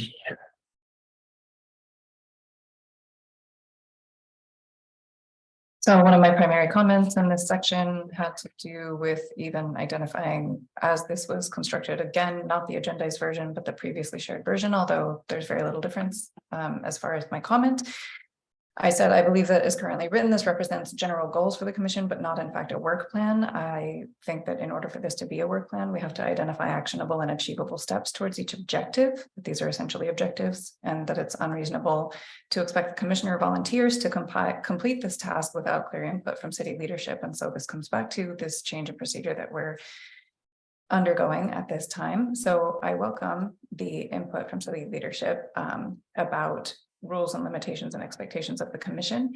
But I would like to see our work plan include achievable, actionable items so that in fact we can do work and take steps towards accomplishing objectives that are identified as Yes. being within our responsibilities. And what I'm finding interesting is that the bullet, the sub points of the version that you sent are completely different from what I have over here. And I don't believe I'm the one who, so for example, I'll tell you what it said. If you look at what it says in the agendized version, that's very different from what's in the red line version that you sent. Yep. And I think that if you look at the header line, it's a little bit different because it adds with outreach conducted by environmental innovations. And then I think it does have a little bit more specificity as far as what exactly is going to be happening, because it says follow up at every food facility at least a second time, provide compliance assistance, meet district managers for fast food restaurants and chains, collaborate with stakeholders, nonprofit business, include culturally appropriate outreach and with Spanish translation. So does that, I think, give you a little bit more? Because I think that's much more specific than what's in the version, the red line version, which I know you didn't make any changes to that. But I would concur that the ABC and 1 for that version is definitely pretty abstract. Is this, I think this is a little bit Yes, more. so but for item yeah. 1, these examples are more specific. So that's a welcome change. I would continue to have follow-up question about in what way? Follow up with every food facility at least a second time to provide compliance assistance. And is this direction that the commission will provide to environmental innovations to complete? Since we do in this particular item have a contractor that is conducting work, or in what way is the environmental commission or individual commissioners expected to conduct work on each of these items? Or is this work? Yeah, I think I read this on understanding that this work item was for the contractor, but in our work plan, and that confuses me. So the work plan includes many, if not most items, honestly, are not things that the commissioners are going to do themselves.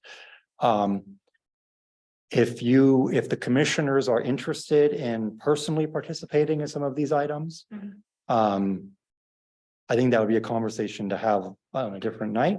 Right. But, I also am the liaison for the C-Jobs Commission, and there we've got a number of commissioners who are very interested in personally participating, and that's fine. It just needs to be, all coordinated and everything like that. So if commissioners want to personally be involved, that's fine. We don't need to specify that in here. But at the flip side of that is if the commissioners just want to make sure that somebody's doing this and you don't want to actually be doing it, that's fine too. So it's not so much a question of who's doing it. In this case, it is specified that it would be the contractor. Now, that is contingent on, funding being provided, which is what I was mentioning earlier about the, strategic plan and the budget aligning, but assuming that happens, I think at that point, if commissioners want to be personally involved, we would have that conversation and figure out how to make that work. So by having the contractors, environmental innovations on the commission work plan, does that support having their contract work accomplishing those following goals get into the budget? I don't know. Okay. Or do we add an item under item 1, item E? Recommend that council provide funding to environmental innovations to complete this work? You could, it kind of goes without saying, because someone needs to pay them. And so if there's funding if the council allocates the funding, I would interpret that as a staff person, that the direction is to move forward with this.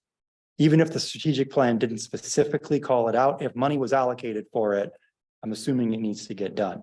If no money is allocated for it, then that tells me that there were other priorities that were deemed, as requiring those resources, and we would not move forward with it. But we can add that, yes. But all of this is to an extent contingent on the council allocating funding or stating in the strategic plan that staff needs to do this.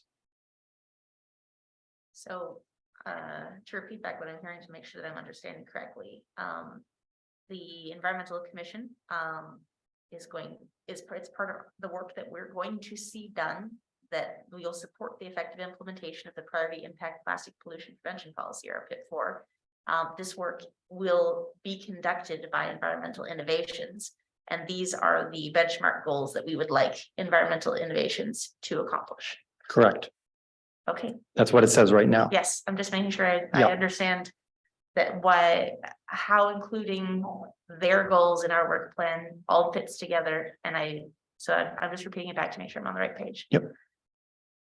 Yeah, based on this, if assuming that council goes ahead and allocates the funding for it, then as staff, this gives us the direction to know what it is that they're looking to see. Okay. So, yeah, If we as the environmental commission want to support this implementation, this is what we want to see happen. this is what you got. Yes. Okay. I like that. I actually have a question on that first one. So let's say like the allocation, allocation of the money doesn't get funding for the environmental innovations. Does that mean all of these would fall onto us as environmental commission, or are we just like scratching these from A to D? There would not be any staff support for items if council doesn't choose to move forward with an item, is what would essentially happen. So without staff support, the commission really doesn't have the ability to do very much. I mean, you guys could volunteer your time, but you can do that anyways. You don't need to be part of the commission to volunteer your time. So yeah, without staff support, that's really what this is coming down to, is are staff resources going to be assigned to these projects? Thank you. Yeah.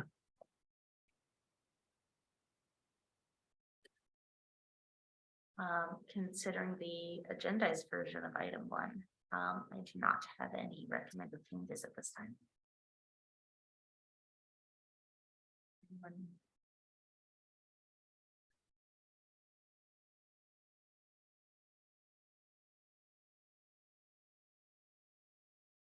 I am inclined to add an item to recommend funding be provided for the program. That seems useful, reasonable. And related to that, to continue to provide financial incentives to new businesses adopting implementing measures advocated by the program. Trying to think of the appropriate language. But continuing to provide financial incentives, that has been a part of the program, and I don't see it identified here. So I would like to add that.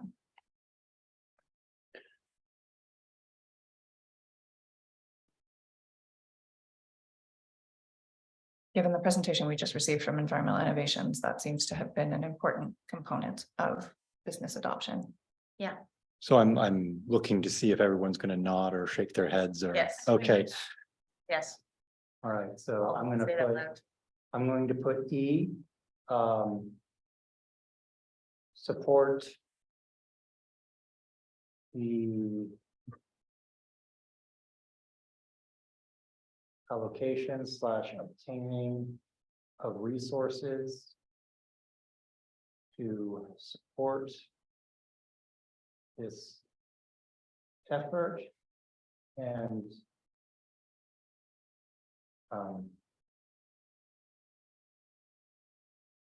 support And it's kind of, well, there's a little bit of overlap here, but support efforts by environmental innovations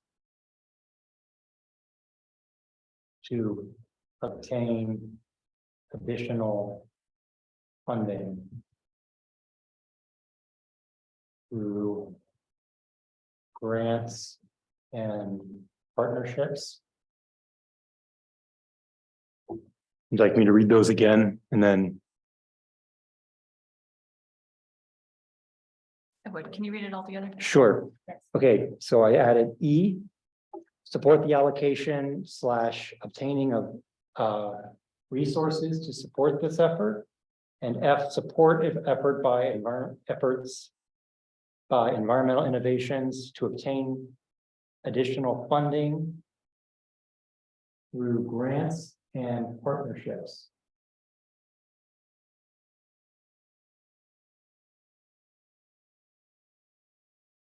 Does grants and partnerships cover city funding, which has I- previously been a, I figured that was E.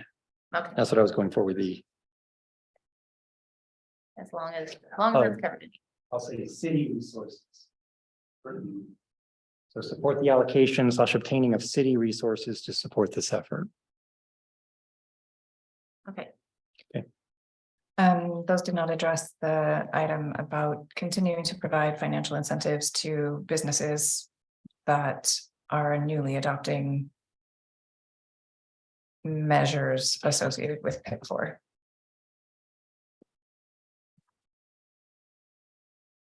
that could be an elaboration on C. It says collaborate with stakeholders, including providing financial incentives. Okay.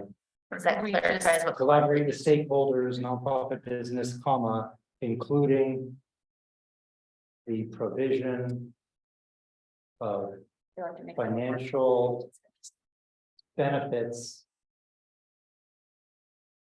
for voluntary compliance. So that item that you just added to C, I actually might recommend adding it to A. Oh. Instead of to C. And then- Since A. the action is to follow up with every food facility at least a second time to provide compliance assistance, I see the financial incentives that I'm suggesting as part of compliance assistance. So that seems like a more appropriate fit if we're going to add it. Smile and nod if you're good. Yeah, okay, great. Yeah. All Yeah, I only felt like C needed more concrete action. right. I'm not doing a full motion on every single one of these, just, for the sake of expediency. Thankfully, we're in person and on camera. Yeah, exactly, All right. Are we good with one now? Yes. Number 2, support the active transportation network.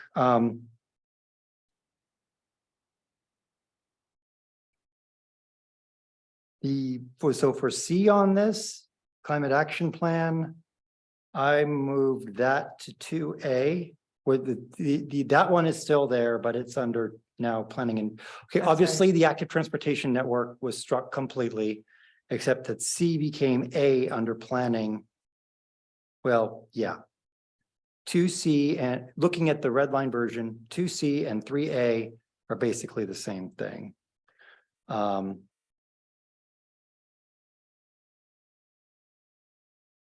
A, B, D, and E. All of those are really kind of getting into, parking programs, pricing for parking in Broadway. There are other city bodies that have responsibility for those sorts of items. If we're looking at kind of big picture items, then like the general plan, then, it's not to say that it couldn't come before the commission here, but I don't think that parking and traffic is necessarily falling squarely within the duties assigned by the code. It's my personal take on it. So, And that's why 2 was pretty much eliminated. Because the only one was the only one that was definitely related was the comprehensive climate action plan, and that was already included in the next section anyways, so I keep it. But that's why those changes were made. I had a comment relating to the older version, number 3, planning and infrastructure. And this might be that it falls under other city commissions, but to track and promote public EV charging. As it falls under our duties to look at energy in the city.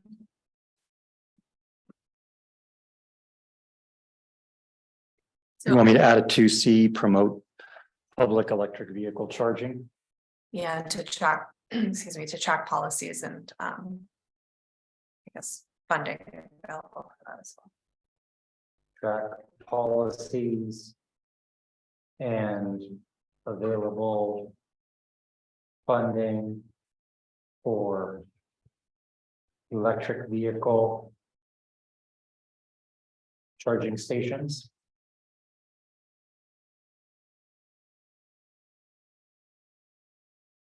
Okay. So I have a lot of comments here, because this is a section that I requested that we add in last year when we did the work plan. Energy is part of the mission statement. And I think that's what I bring to this commission is a transportation lens.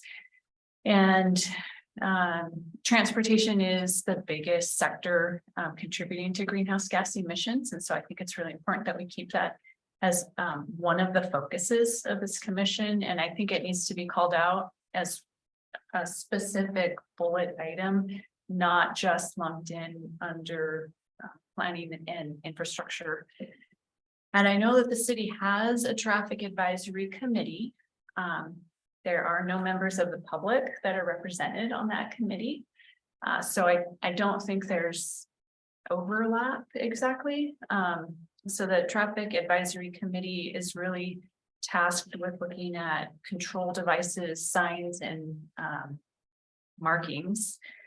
Whereas active transportation, I think, is more in alignment with what this commission is tasked to do. So I would like to keep that in as a separate, standalone item, but given that a whole year went by and we weren't able to make a dent in this, open to, having fewer items under that main category. But I would like to see support and active transportation networks still included. And I think that's where Commissioner Gottlieb's comments would fall.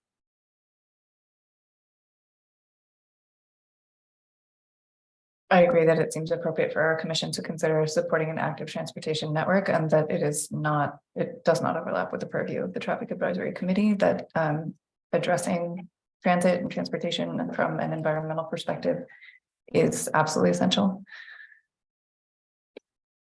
All right, so you want to add that back in Yes. And then. So this would be. This would then put this C would actually be an F. Well, I think we can maybe go through A through E and see if we can condense this. Be fine with that.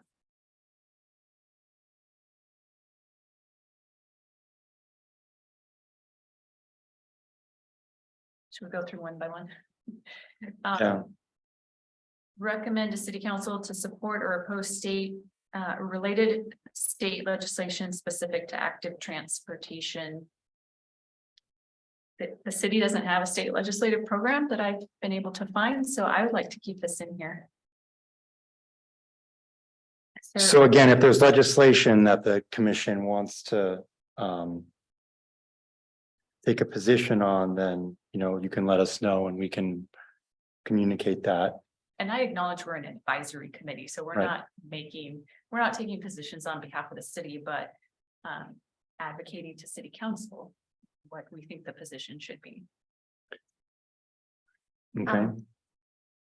I don't know, this might be a relevant time to bring it up, but I had, based on our change earlier, prior to this work plan, to have a regular agenda item to look at state legislation, that is overall of interest, in our purview. I had recommended pulling that out and instead having it basically be recommend to city council support of proposed related state legislation instead of just specific to active transportation, just as a work plan item for all the topics that are under our duties. Because we had made it a recurring thing just to keep aware of what are the state legislation changes. Again, knowing that we are just an advisory committee, but if we're not aware of what's changing, then we can't make the we can't be up to date. So I thought it was very forward thinking that this item had a comment about state legislation, but I didn't think it needed to be the only one with it. Or that it needed to live specifically under transportation. So I had a comment to just make that its own general higher level to remain aware of abreast of current state legislation and recommend So to city council. I will have to follow up on that. We can put in the work plan. Yeah. Right, and see how that goes. I mean, I'm not sure if. It's if it's appropriate for staff to be spending its time researching. There are outside organizations that do this. Yeah. That track bills related to topics. So I mean, if it's simple enough to do, we can look at that. And if there's bills that the commission wants to,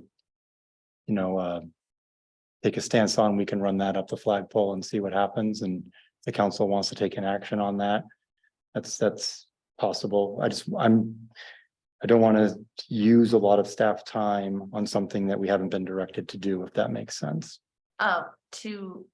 As a other angle, I think it's important for both staff and commissioners to just be aware of what is the newest state legislation, because we're all active and that's. Typically, we do that once the bills get passed and we know what's actually going to become law. As opposed to, because there's a lot of bills. Yeah. And a lot of them don't go anywhere. And so every year we do an update as to like, what are the new rules? And there are some bills, like I believe there's an item on the next council agenda to take a position on a particular bill. So the city does do it. It originates at the council level. And it does happen. But as far as staff goes, we don't spend our time looking through bills to say, oh, this would do this, that would do that.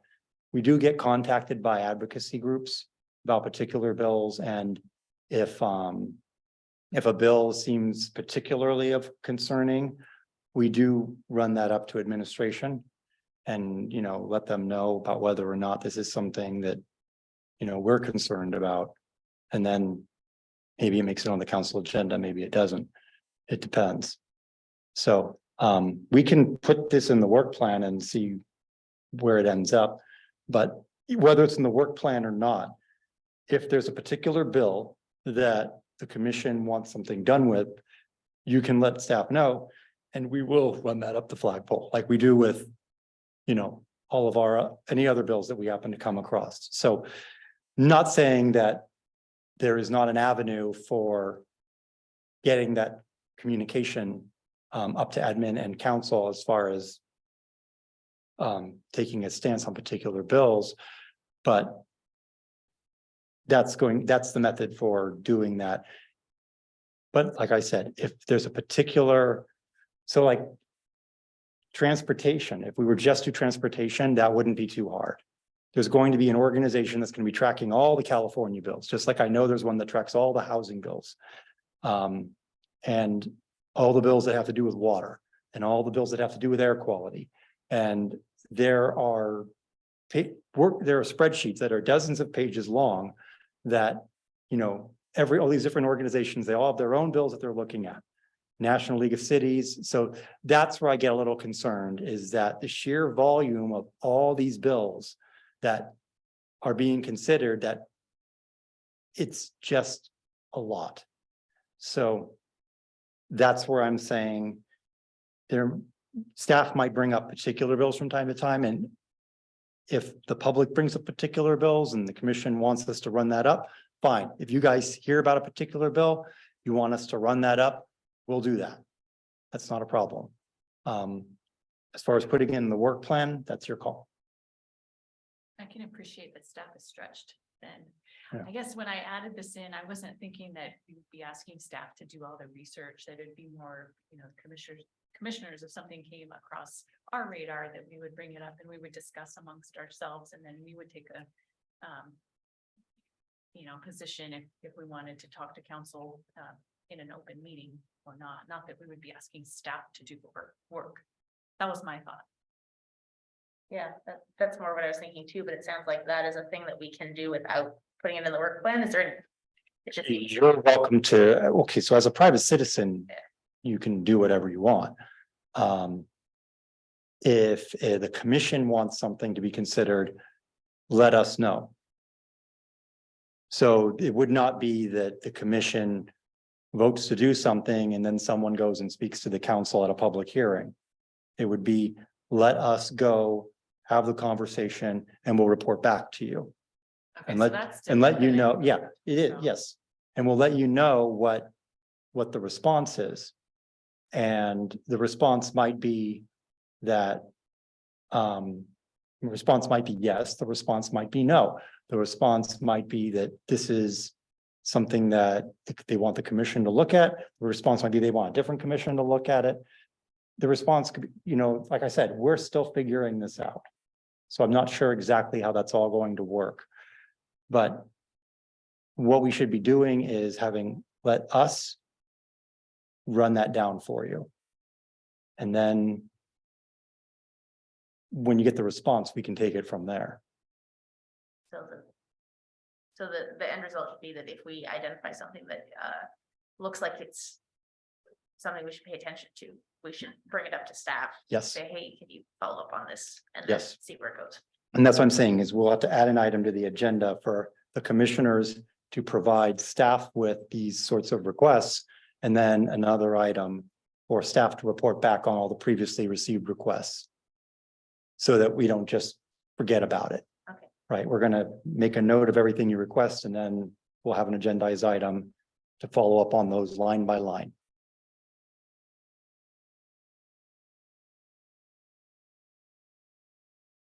Coming back to the work plan, That sounds to me like we don't need to. We have can just lines about state leave it- legislation. oh, So that sounds to me like we don't need to have lines in here about all types of state legislation. I'd like to see one general Okay. statement and not, maybe it doesn't have to be specific to active transportation. Yeah. But I think it is important for us to move on these things as they do come up, because that's when the city has a chance to influence positions before a bill gets passed or shot down. So it seems as though the way that I was advocating for supporting an active transportation network to continue to be included in the agendized version of the work plan, where it has been removed as a line item and replaced by number 2, planning and infrastructure. I see supporting an active transportation network as an item that could fit under planning and infrastructure. And then regarding the particular action of recommending to council to support or oppose related state legislation specific to this item or to any item under the purview of the Environmental Commission, it seems as though the procedure that's being recommended to us is that we as commissioners, if we were to identify state legislation that we would like to discuss with the rest of the commission and ultimately move toward council, the process would be to identify that item, request it be placed on the agenda, discuss it as an agenda item, and then provide direction to staff that we would like to move it toward council. Staff will discuss with city manager and others and identify whether it goes one direction or another. you would not need to place it on the agenda. Okay, Report to You the would, commission. you would just, it would be only. you would just bring it up. So. And At then what time in the meeting would we bring it up? it would probably be towards the end. So we would probably go through all of our scheduled business. And then there would be a section for commissioner requests. And then you would just bring it up at that point. And it and would be then- open for discussion at that point. And you could discuss it, and if the commission wanted, you could direct staff to look into it. And we will do so.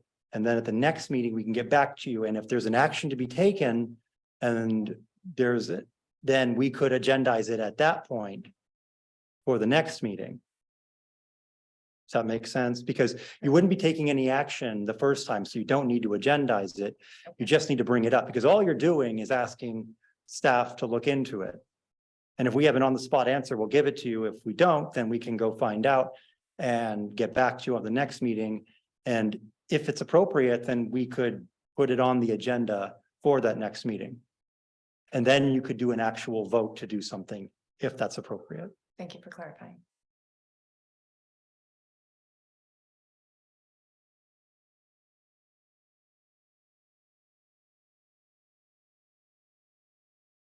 So it sounds like we could move support active transportation network into planning and infrastructure.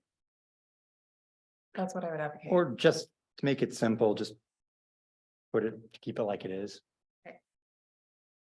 I can just put it back in and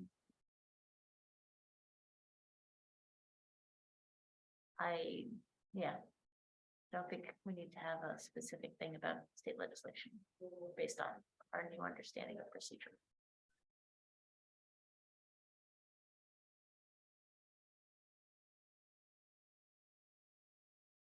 I certainly plan to bring it up during reports and commissioners as needed.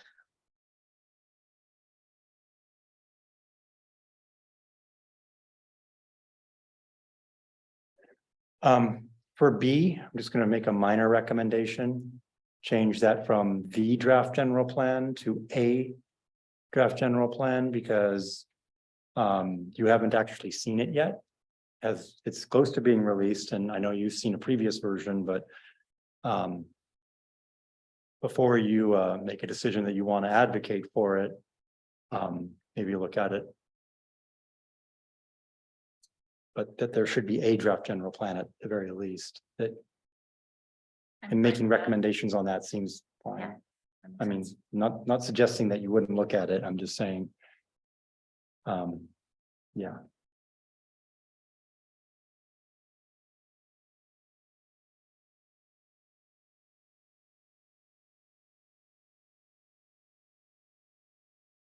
Item C, support efforts for city's climate action or sustainability plan. This is also identified under planning and infrastructure. As collaborate with city staff in development of a comprehensive climate action plan. Do we need to identify this in two different areas? Which one would be more appropriate? I'm okay with keeping it under planning and infrastructure, but I wonder if we have to add or sustainability plan. I don't know what that is. I think we were looking at two options. Yeah, I think that was something that was happening last year. Well, what was budgeted was a climate action plan. Okay, So maybe if we just delete 2C. And then 3A basically says the same thing. Does that work for you guys? Okay.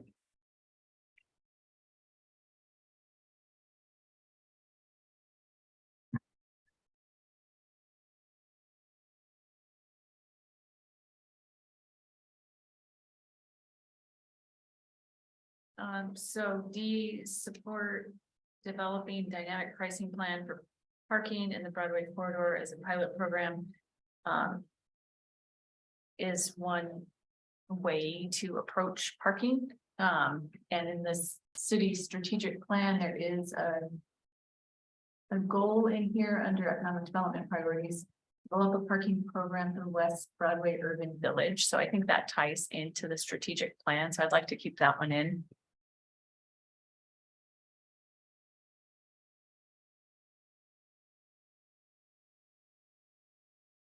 It may be semantics, but coming back to kind of my initial confusion around actionable and achievable items. This is just another one that jumps out to me. In what way shall the commission support developing a dynamic pricing plan for parking in the Broadway corridor as a pilot So program? I guess I see that as when the city develops their parking program through the process of developing that, we would have have feedback into that process.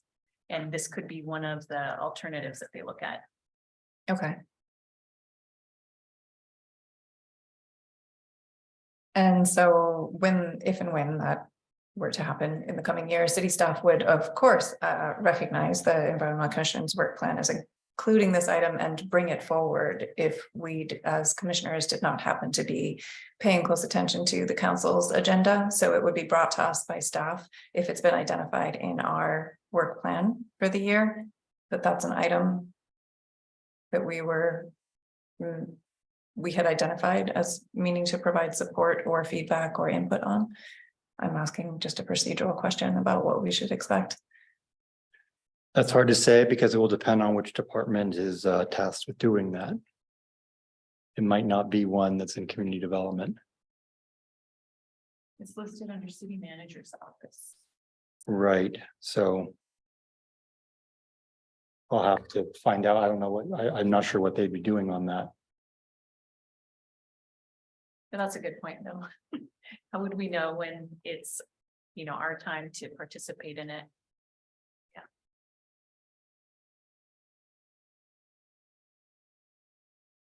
And then the last one here, encourage the development of a first mile, last mile transportation plan that includes adoption of docked and dockless e-bike and micro mobility solutions at key activity nodes.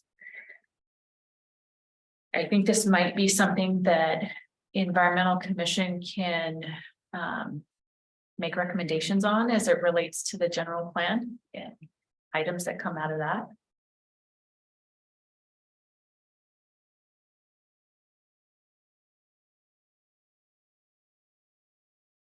Should this then be added to item B as it is on the screen? Sort of consolidated into one item?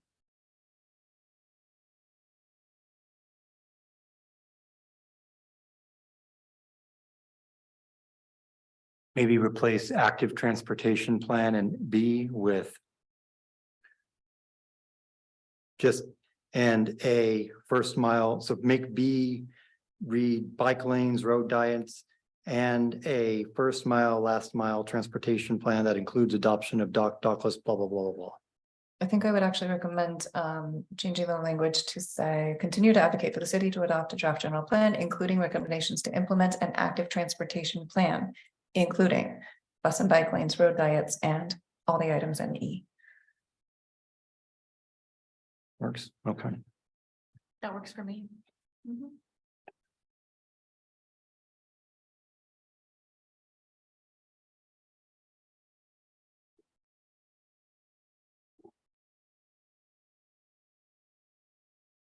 And then the first mile, last mile piece also ties back into the city strategic plan. Under partnership initiatives and safe routes to school program. Which maybe is separate from the general plan.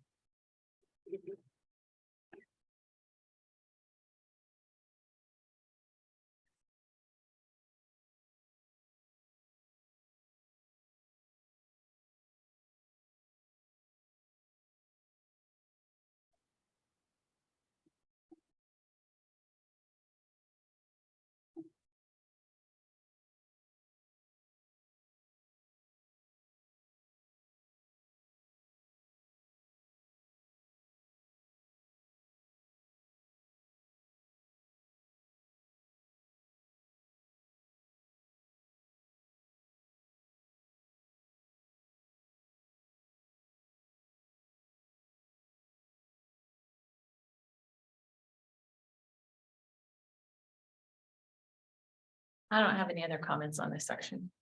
I don't either.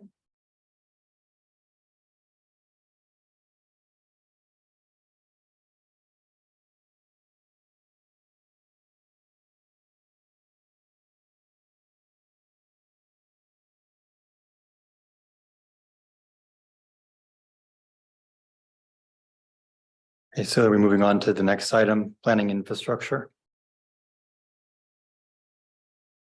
Which on that one, we'll look at C real quick. Projects. Okay, so A and C are the same. B was removed. Because honestly, the commission is a subset of the city. And that's basically the city providing comments on its own projects in an EIR. I don't think that works.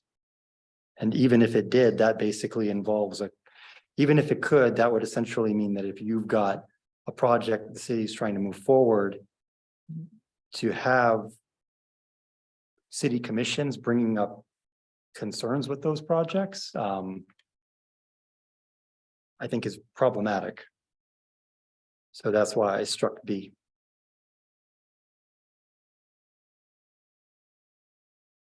So my understanding is that as much as environmental impact reports sound like the purview of an environmental commission, the city commission commenting on city projects is problematic. Environmental impact reports under normal circumstances are definitely the purview of the planning commission. Because that's under CEQA and that's for them to look at. Okay. So reviewing it, so what this is talking about is providing comments as a member of the public. Ah. And I think that's very problematic for a number of reasons, legal and otherwise, Okay, especially on city projects.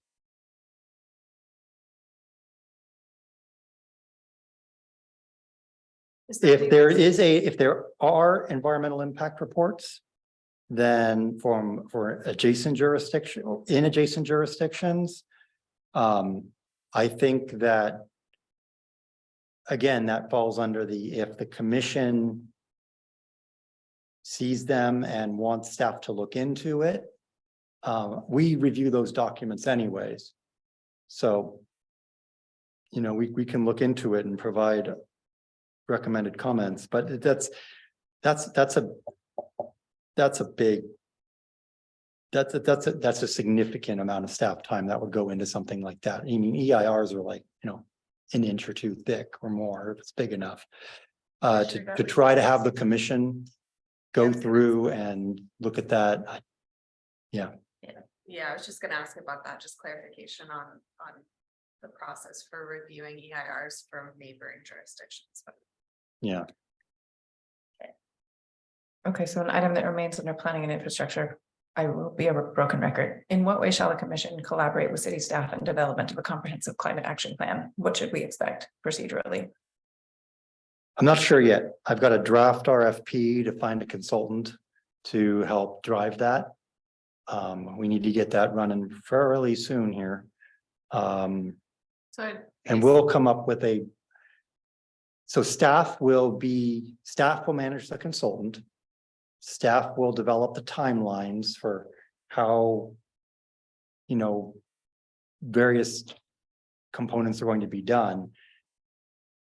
And I think we need to have a dialogue as far as, is this something that gets brought back to the commission on a regular basis for updates?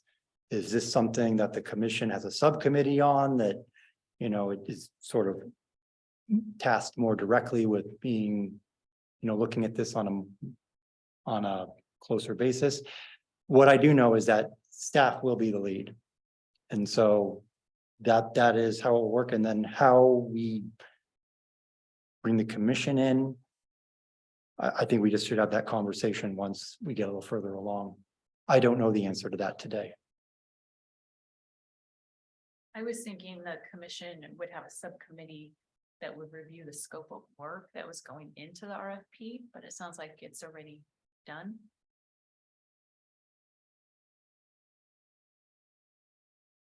I have a draft. I'm somewhat concerned about waiting until the next meeting. Because we need to get this under contract and have council approve the contract by the end of the fiscal year, which is June. So I don't want to wait until May to bring this up. So let me get back to you on that.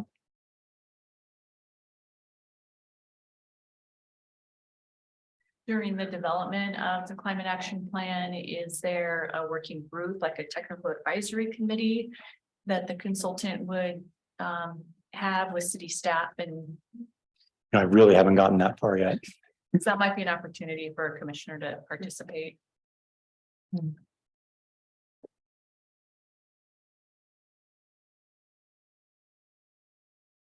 Okay, I same mean, thing. we might be able to have something by May for the commission to look at prior to the contract going to council. We may be able to do that. For item B, review and minor edit, review and provide comments on relevant water conservation utilization infrastructure, including water pollution prevention projects and proposals. Once again, procedurally, presumably this will be something that staff will bring to the commission and agendize for the commission to review as council or city leadership have identified that there are relevant projects and proposals for the commission to consider. Is that correct? Am I correct in my understanding? So your change is to say review and provide comments? Yes. Is that okay with everyone? Yes. Okay.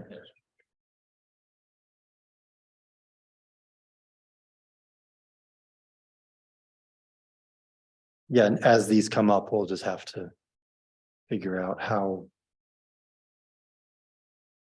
it fits in. Okay, so the question again, if this item is on the work plan that the commission approves for itself and if the city ultimately approves the work plan as written, then what the commissioners might expect is that if there are relevant projects and proposals related to water conservation as described here, those items will be identified by city leadership and ultimately the staff will be tasked with agendizing those items for the commission to consider to provide a review and comments. That's how I would envision it working. Okay, And then our recommendations would be given to city council at the time that they take action on the item. In a situation like that, yes. If a matter is being referred to the environmental commission, then yes, we would definitely communicate that. Whatever the appropriate tool is, but yes, that would be communicated because it's a referral.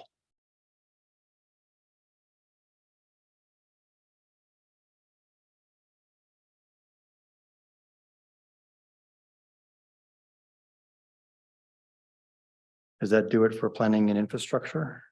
Should we expand that to beyond to review and provide comments on relevant water conservation, habitat related actions? Like, is there a reason why we're keeping it specific to water in that section? Right, like we have other topics under duties from our origins in the city code. What if that work plan item just mentions that the city may give us comments to review on other topics? Yeah, I mean, this is one of those things that I just didn't change. Got it. So We can that's what it change said. because can. they're gonna do it. We would like to pay attention to other things that are under our duties.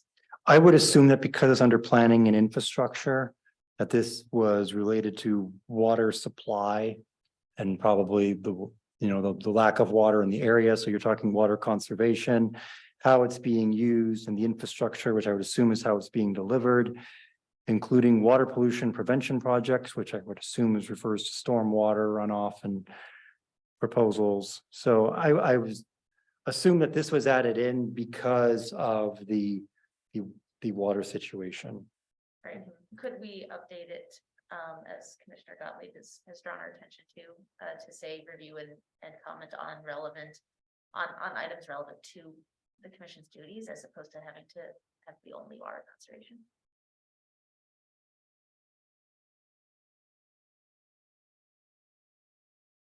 Do we have a generic comment someplace? We don't. Planning and infrastructure is a pretty generic section. I mean, I guess we have general duties. That's about it. Well, I mean, you could. Are you suggesting that we add another section or Expand this one. to say?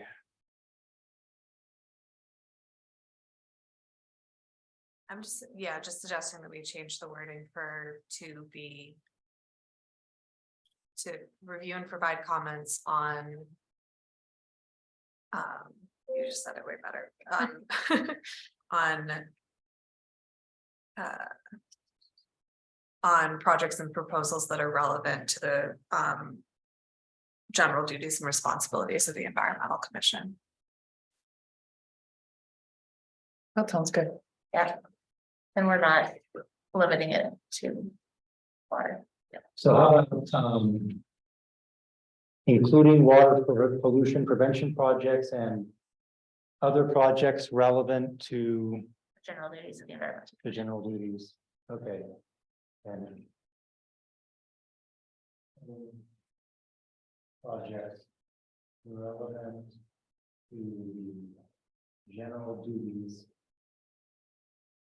of the Environmental Commission. Okay.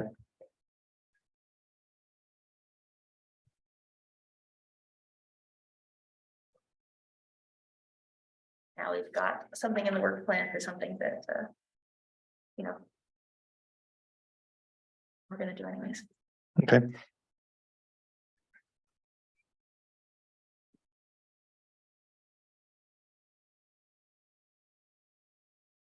All right, so I guess moving into habitat. And this is where Commissioner Murphy's red lines are more significant. Especially since there's. Let's see here. So education and awareness of pollinator habitats. Various seaside parks cared for by. Members of the. Environmental Commission, Friends of Seaside, Parks Association, Sustainable Seaside.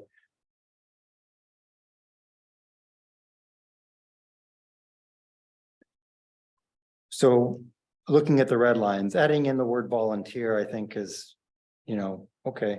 I'm just providing my thoughts on this.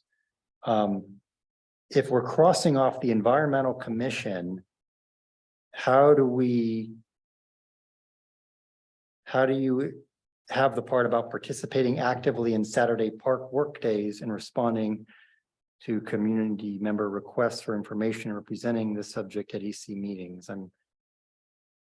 I felt it was redundant to list the Environmental Commission on the Environmental Commission's work plan in this respect.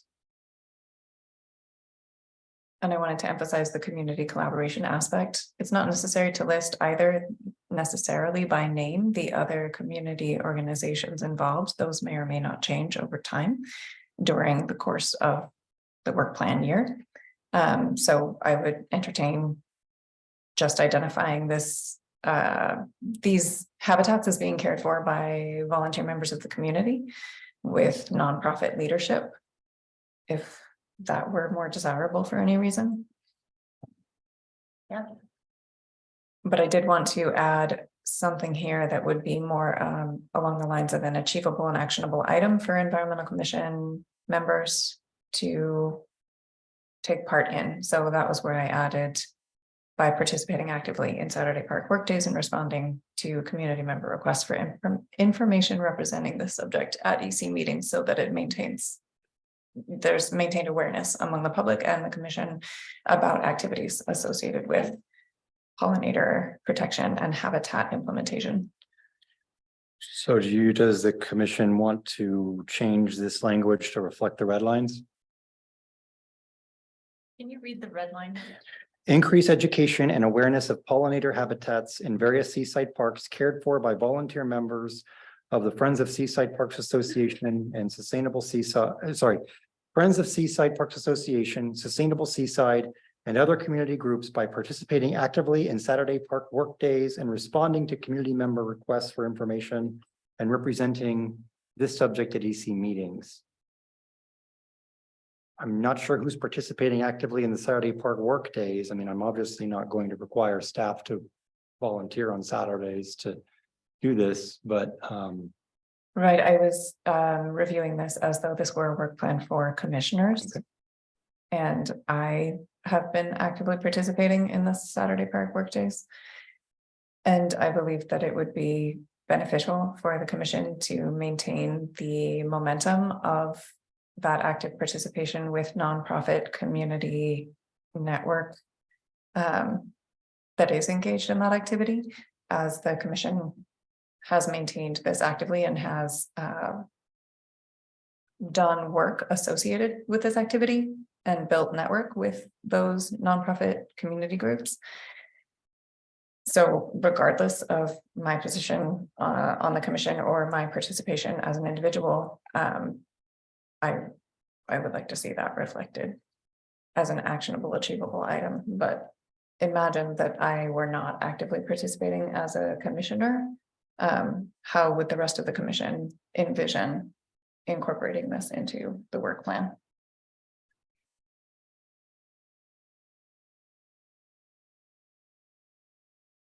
The commission has collectively and specifically in the commission's role with the city of Seaside supported pollinator habitats through grant raising, tabling at community events and getting city participation for things like allowing resources for parks to be temporarily stored on city property. So there's certainly a history of the commission being very hands-on in terms of getting resources and supplies for this. So even if it wasn't just you have to go to the work days, I think something about participating actively in the pollinator habitats. I'm trying to. This is not supposed to be the wordsmithing time, but it is important to do it. I participate when I can, when I'm free on the Saturday mornings. Wish I could do it more. But I think education in here is part of it too, and sharing the word, I guess, letting people know, our networks know that these park cleanup days are going on is something that is in the purview of this commission. I'm okay with this. As written or, The amendments. Right now, the participating actively in Saturday park work days relies on, because we mentioned we can't really direct staff to do something on their Saturdays, so it relies on commissioners being available. And if we were to say that this is a requirement, that's something that I think could be problematic, because I can't. Like if it's only we only had a couple people on this commission, how do we keep it going? What's something that we can do so that we don't lose momentum without having to say we have to go to the work days? what if we just said, and other community groups by skipping down, responding to community member requests for information and representing the subject at EC meetings? And just basically strike out the part about commissioners going to Saturday park work days, and you can of course do that as a volunteer. It's just not. That way it's not a formal part of the work plan, so there's not an expectation that, because if staff isn't gonna do it, then that kind of means that by putting that in there, you're creating some sort of expectation that you guys are gonna do that, and I think I don't see nothing wrong with encouraging it, but if we just delete it and focus on the education and awareness and having that information be available through the city, I think that solves a lot of, I think that's. Just trying to think of some way to, like, keeping the momentum is, I think, something that the environmental commission can carry the torch on. I'm trying to think of what to replace it with, but in the meantime, yeah, I don't know what to do except for leave that one fragment of the sentence out. Okay.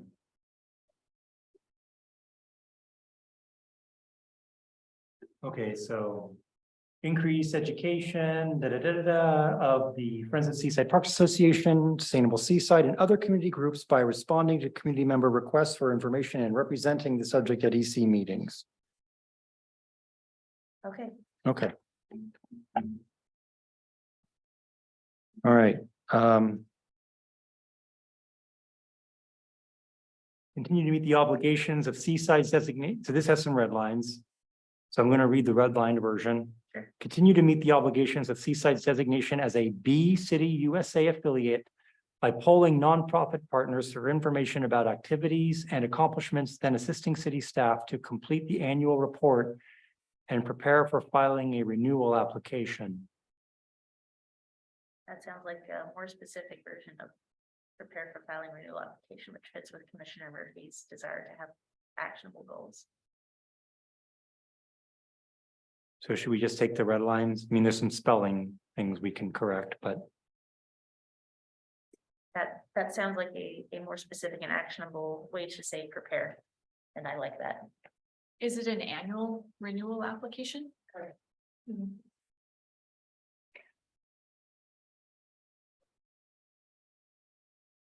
The only thing it doesn't take into account, it makes it sound like the way that we meet the obligations is by polling.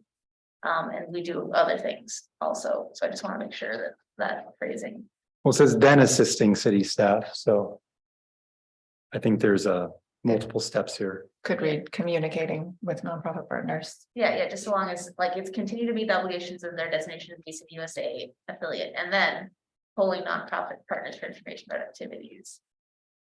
And accomplishments, because we're not just, like, we also do other things like tabling and Earth Day and the previously mentioned like pollinator habitats are part of the thing, so it's.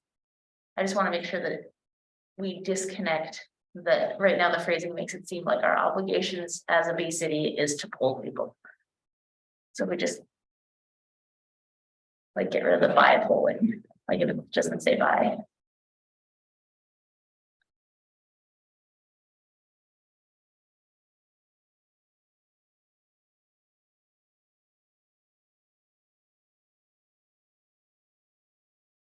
I think my intention here is that the majority of the work being completed towards our objectives as a B City USA is being completed by nonprofit partners. Yes. And so by communicating with them or polling them, I use the word polling, but I would probably change this to by communicating with them to get the information necessary to complete the report and to anticipate what the renewal application on an annual basis will be based on their work. That is how we accomplish this objective. We meet the obligations of our designation as a B City USA by supporting the reporting and application renewal process, but we can only do that by communicating with the nonprofit partners who are doing the actual work. Yes, we need the nonprofit partners to do that, and yes, we need to communicate with that. We just also happen to also do some supportive activities as a commission, so. I just by splitting that off, it didn't Okay. erase the other things that we happen to do, even if they're carrying the load. I see. Okay. Do you want to identify any of the other educational and outreach activities that the commission might task itself with in the work plan? It happens that I thought it was more appropriate under directly connecting the work of the Environmental Commission to the people. It happens that when we're directly connecting with the people at events like Earth Day celebrations and other community events, we are also doing things like outreach for B City. That makes sense. That sounds Organizations. appropriate. So I think that's a more appropriate place to keep it. So I'm fine with this language because it doesn't erase anything else and it still highlights the important nonprofit work the nonprofit partners are doing.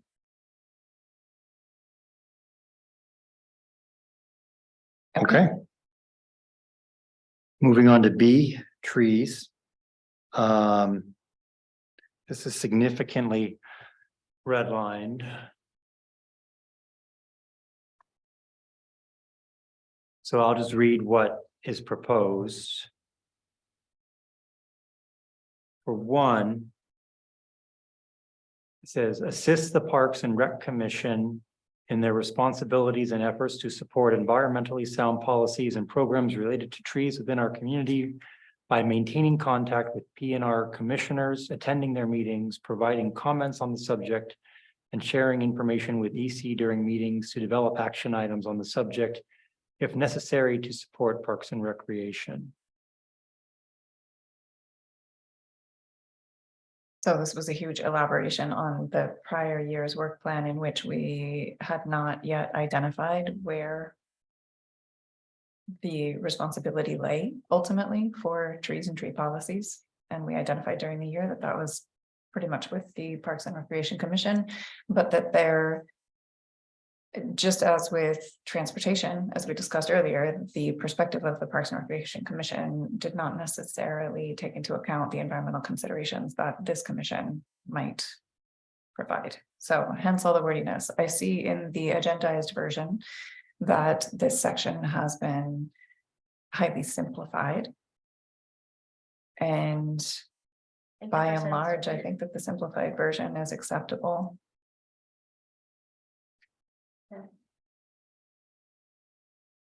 I'm sorry, I shouldn't have talked over you.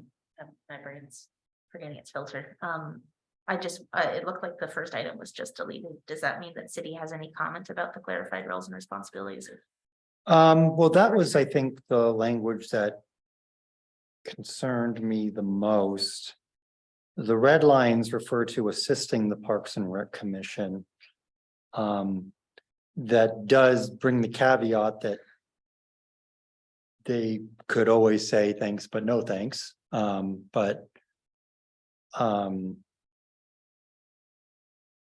Honestly, I'm not super concerned with the proposed red lines here. I think it's respectful of the various roles, and I can't say whether or not it would be you go to another commission, and that whether they take the assistance or not is sort of up to them. But like I said, I think that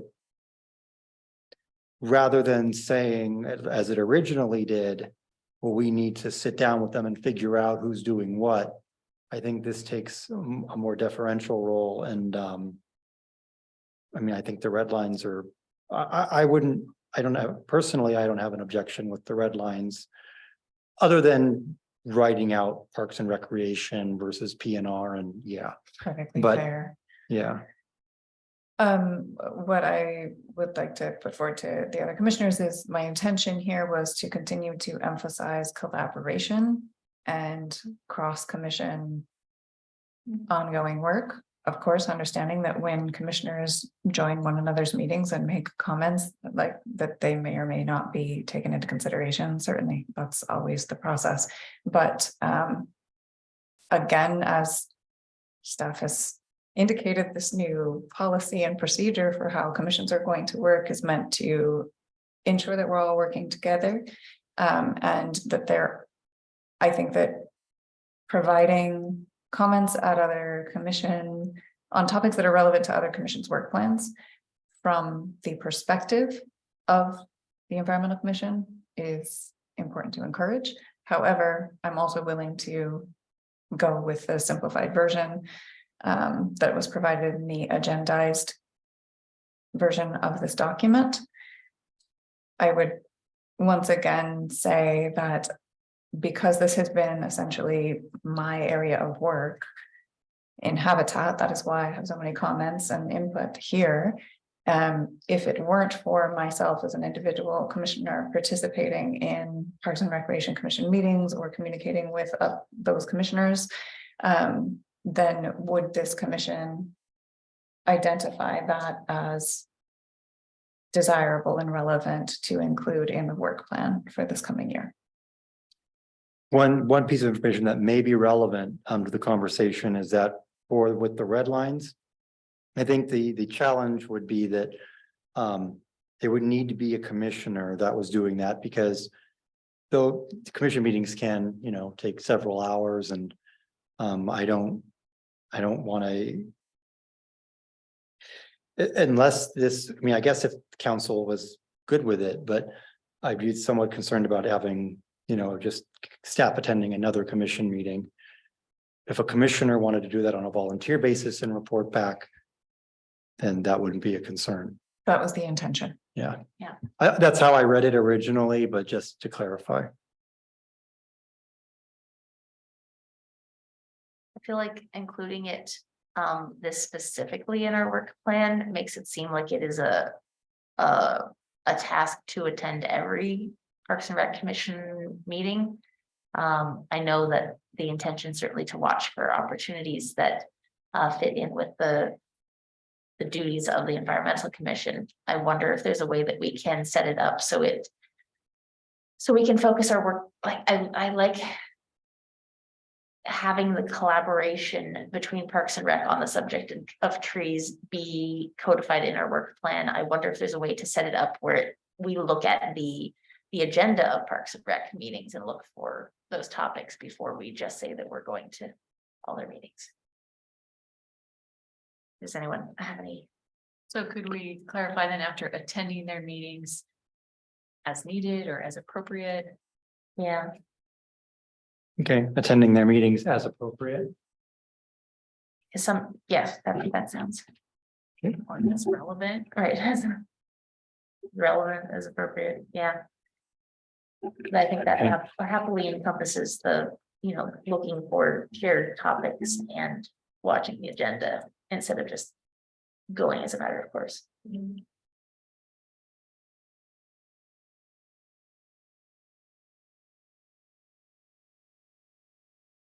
Okay.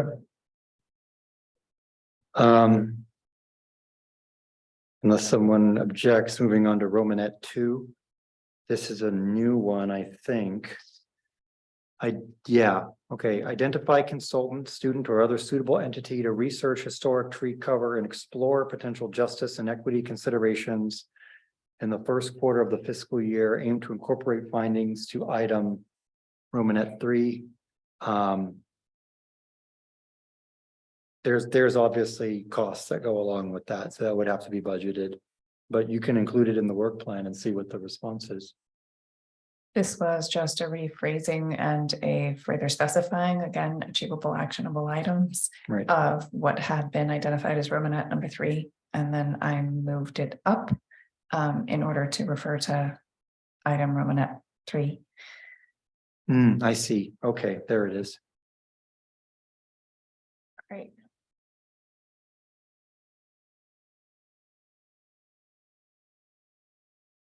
So incorporated as redlined. Is that what the commission would like to do? I agree, even if we don't end up having ultimately the budget to do that, I think it would be great if we did. And we won't unless we ask.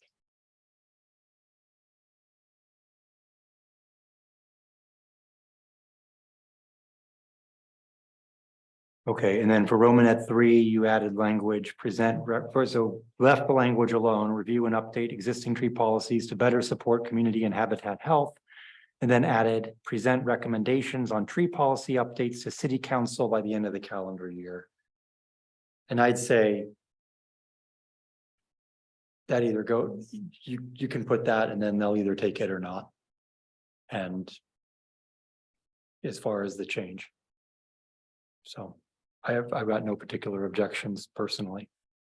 I wanted to do that anyways. It's an important topic after all the wind we had in the storms. It's an important topic in general. It's a topic we've nearly addressed multiple times. So I think giving whether or not the city takes our recommendations, I think saying that we're going to get them done by the end of the calendar year is something I want to do anyway. So let's write it down that way. It's another staff resource item, of course, because you have to put the recommendations together and do a staff report and, there's a lot of work that goes into that, but okay.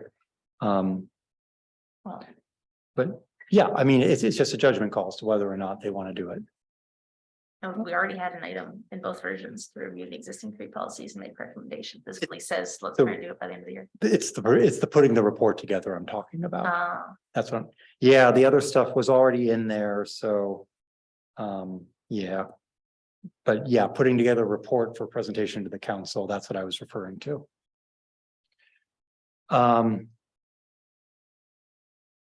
Okay, so for the directly connect the work of the Environmental Commission to people, I did make an adjustment there. Because originally it said engage thoughtfully with people of color that demographically represent our community. And I was trying to be a bit more inclusive there and say, engage thoughtfully with all community members, including persons of color and or economically disadvantaged persons. Because I didn't think that the point of this was to engage only with people of color. But rather, essentially, we're making sure that those that, struggle to have their voices heard are being heard, I think is what we're trying to aim at here. And then B, collaborate with other committees and commissions to align efforts and improve communication and collaboration. I didn't change that. I had made comments in my version that I would like to see specific recommendations and action items for this area. And that would be excellent, but I didn't make any specific recommendations. And I don't have any now.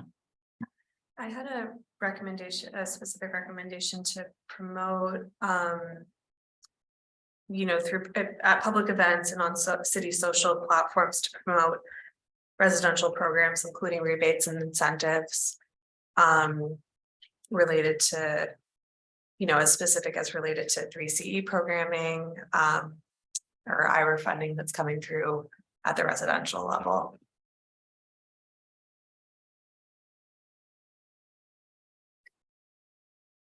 How would we phrase that? Question.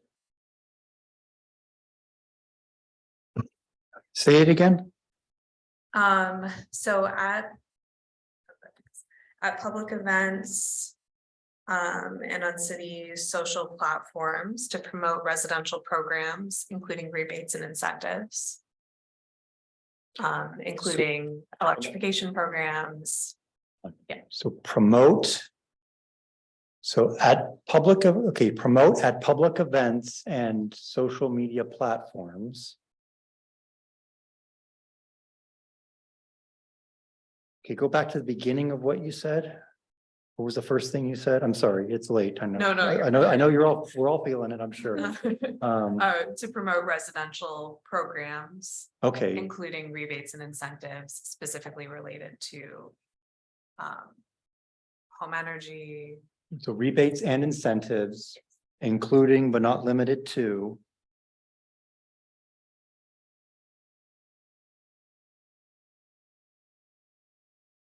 Home energy. I guess I would say residential transportation or personal transportation.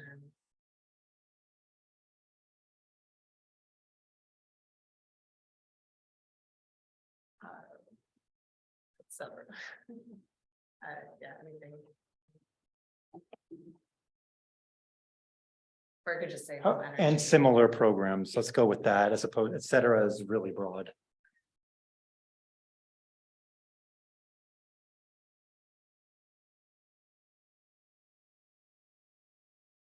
Okay,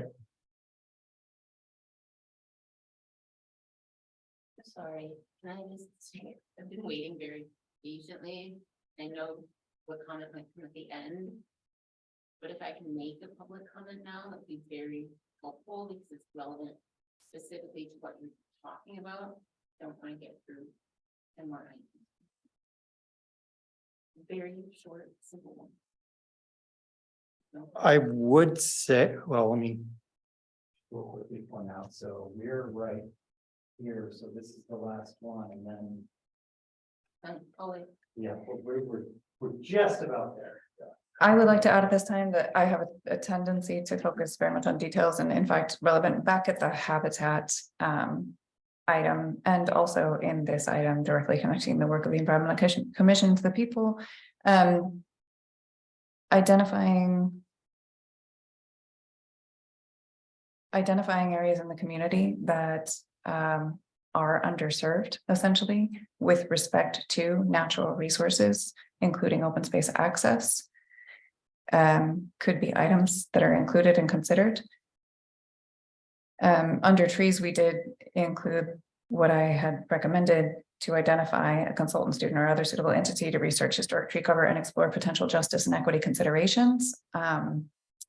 And this is an area where it has been presented that the commission might consider additional open space in areas of the city that are underserved with respect to parks and open space access and trees, tree cover.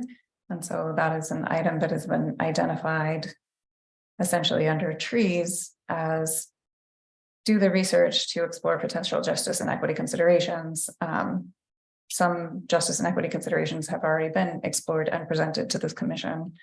And also directly connecting our work to the people of this community, particularly the people that are underserved, again, with respect to natural resource access and benefit, including what Commissioner Gottlieb has just added, I think is quite relevant. The idea of providing incentives for savings associated with home energy and natural resource use, but providing access also to natural resources like habitat, open space.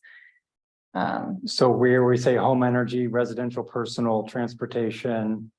Oh, no, it doesn't really. No, I think it's a separate item. Okay, yeah. So do you have like a suggestion as to what it could say? Because that was a lot.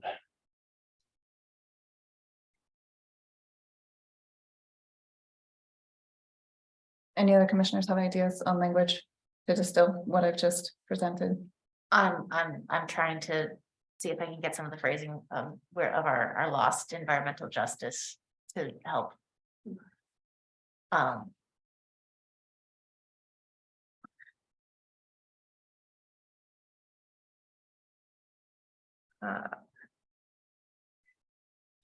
I can help. I'm afraid I'm gonna forget something important though, because he said so many things that I don't want to mess up.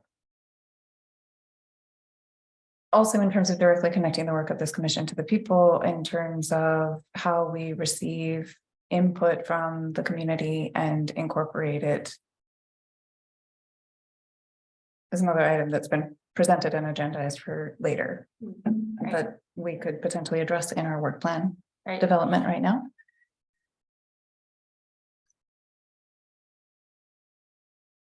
To receive public information and identify opportunities to connect. I don't know what community members with natural resources and open space. I don't feel like they should be crammed together. I think those are probably two separate items. So one thing has to do with receiving input from the community as a commission that then is taken into consideration by the commission and communicated with staff and gone through whatever procedural process is necessary, but ensuring that this commission is a place, a body where the public comes to engage about topics related to the Environmental Commission's work and areas of interest. And another is ensuring equitable access to natural resources and the environment. I'm not super happy with this language, but it's the best I can give at this point in time, and I really need to leave, so. Right. I mean, ensuring equitable access to natural resources, I'm almost going to parse from that phrase, ensuring equitable access to the commissioners.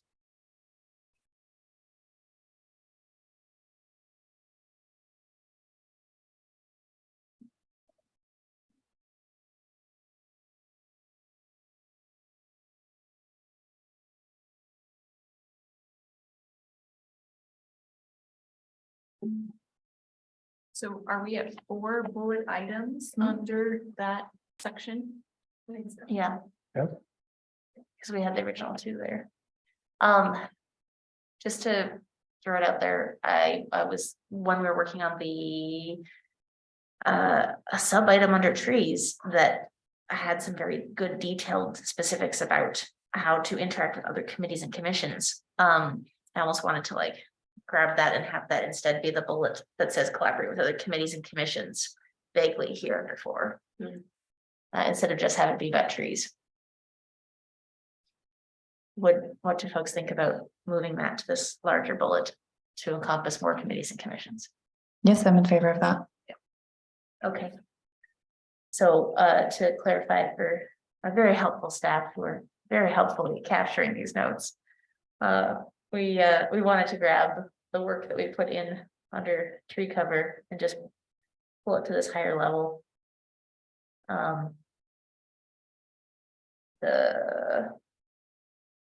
Where we had it about the other commissions.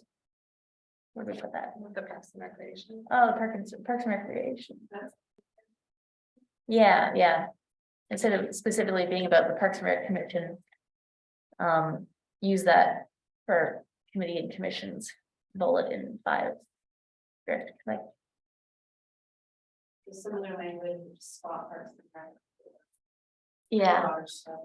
if everyone's okay with that, because then we could pull it out of a sub bullet under trees and make that part of our collaborating with other committees and commissions. I What's would- now 5B would instead be the improved language. Left trees. Chair, I would like to offer my apologies to the commission if I leave, there will still be a quorum and I must leave at this time. All right, if you must, you must. Thank you. Yeah, thanks for getting some good actionable specifics in. We'll put those to work. And was your comment on this item or? And were you, or you just wanted me to make the comment so you can go? I want to make a comment because I care about this. Right, but can it wait? I'm It's one. specifically related to this aspect of the work plan about connect permission to. I can't read it, diverse connects the work to the environmental commission to people. That's what it is. Okay, then let's just. Hold that thought and let's just kind of. Wrap this up and then we'll do that and yeah, okay. It's just if you wanted to leave, then I'd be like, well, but The item that I'm here to discuss was the one that Laura just added to the agenda. It is mhm, right after. right. So. That's what I'm asking. I didn't. Okay, Is the item still on the agenda? yes, yes, it is. Yeah. Or. Okay,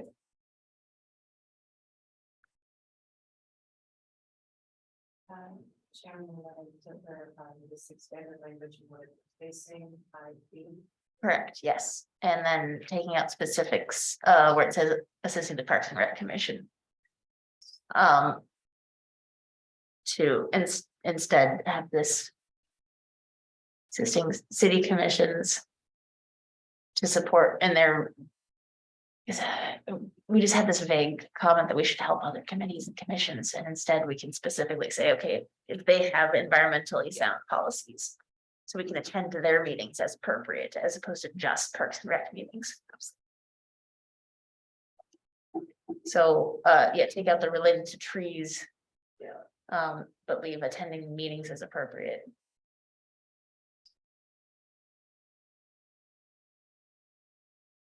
And then, just on removing. Parks and Yeah. Rec. We'll stop it after if necessary, I think. Yeah. So then we can remove this item from trees and have this be a high level item. So it will now be assist other commissions in their responsibilities and efforts to support environmentally sound policies and programs, attending their meetings as appropriate, providing comments on the subject and sharing information with the environmental commission during meetings to develop action items on the subject if necessary. Thank you. I think that's a better place for that. We already put in the work.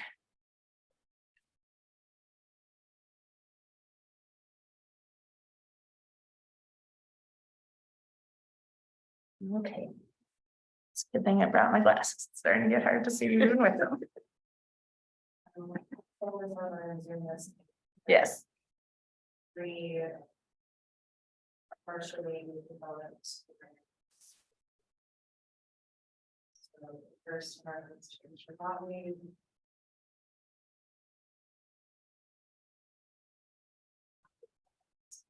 I am. Oh, did Commissioner Gottlieb get to finish reading it? Oh, yeah, no, okay. Expand the language on this. And to identify underserved residential areas in our city. As opposed to just areas.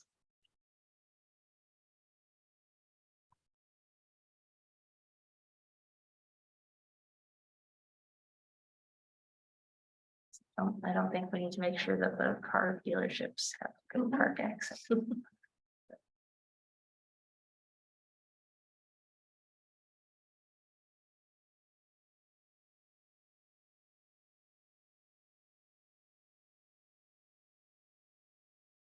Okay. I don't have anything else on my 10% battery on my laptop, so. Regarding engendering community participation would be effective on that. Some language.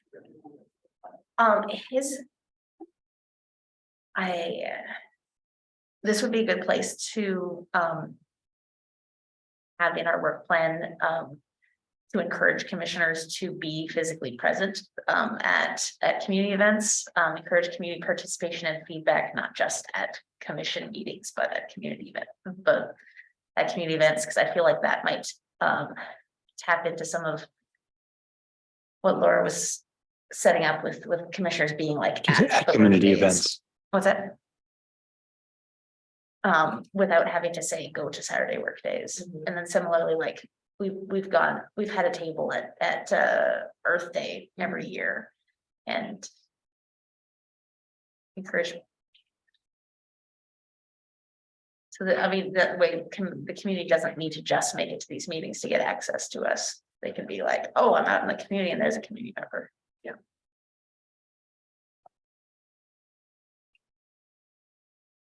I don't know if anyone else has anything to add, but that's. So I'm not gonna be able to stay much longer either. Yeah, We're gonna it is throw what it this is. All right. So integrate sustainability into existing events. Yes. There was nothing there before.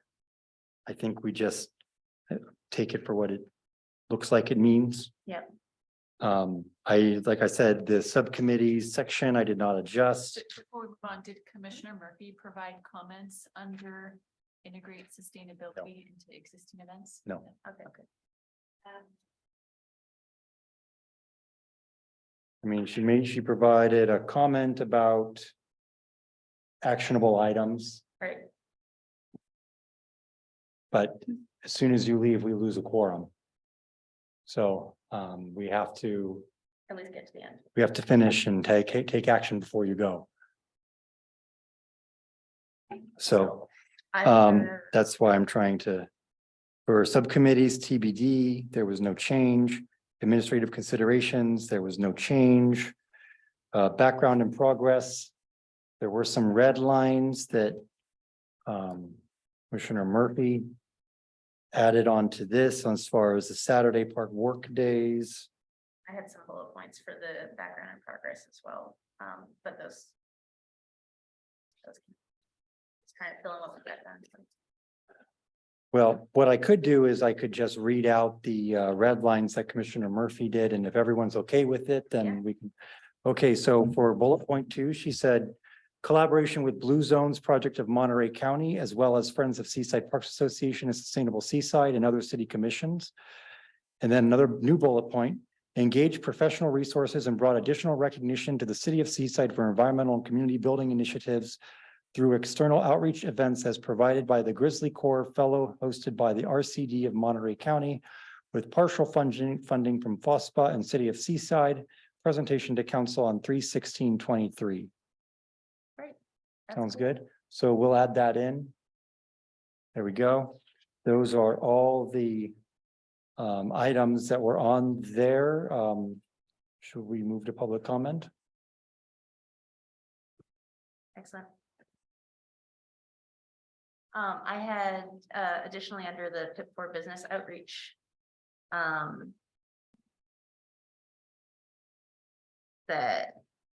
I just had a bullet point that this is provided a model for businesses elsewhere in the county. And then I had a couple of other topics that weren't already there. I don't. Sure. Related to connecting the work of environmental commission to the people.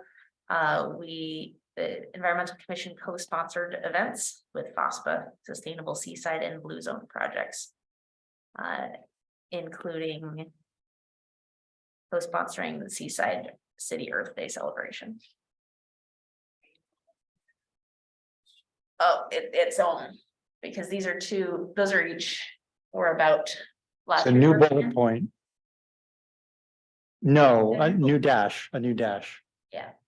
So hit shift tab right there. There you go. Sweet. So towards connecting the work of the Environmental Commission to the people. Co-sponsored events with FOSPA, Sustainable Seaside and Blue Zone projects. Including commissioner involvement, co-sponsoring the Seaside City Earth Day celebration. And we'll go through and clean up caps and spelling and whatnot later. Yeah, hey, your fingers are busy all night long. I just want to ensure that we have time for public comment before before we And lose our agenda quorum. item. Oh, and then you got the last agenda item. Yes. And under the planning and infrastructure, so a second, one last dash. Reviewed initial stages of climate action plan development, compared examples of communities elsewhere in the United States. For examples of sustainability plans. I'll let you say that. You got it. Reviewed initial stages of the climate action plan of development, compared examples of communities elsewhere in the United States as examples for sustainability plans. Give examples of Other communities elsewhere in the United States as examples for sustainability plans.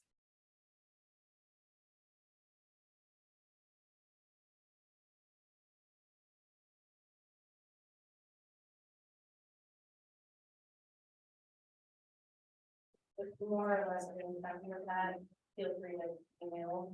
Yeah. Those directly, like. I'm sorry, what was that? What? Olivia, what were you just offering? If she has exact for different than this. Actually, no, we need to run with what we've got up there. Yeah, I'm happy with your words. Okay. This is our historical stuff. It's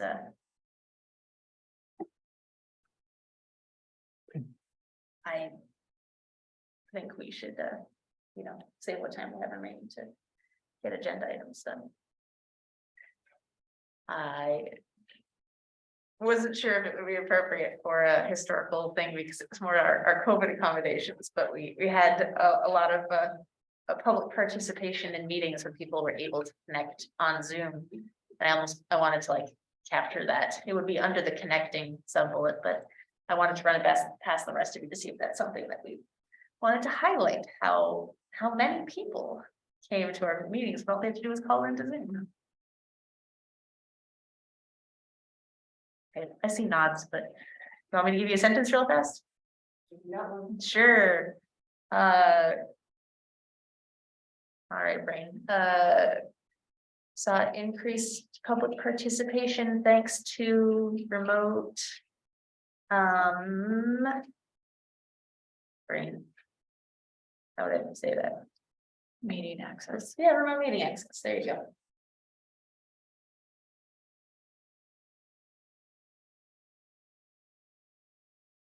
All right. Anyone have anything else? I'm good. This is a complete sentence or this kind of form. Oh, I'm so sorry. Yes, including commissioner involvement at co-sponsoring Seaside City Earth Day celebration. So not at, so commissioner involvement, co-sponsoring Seaside City Earth Day celebration. So just get rid of that at before co-sponsoring.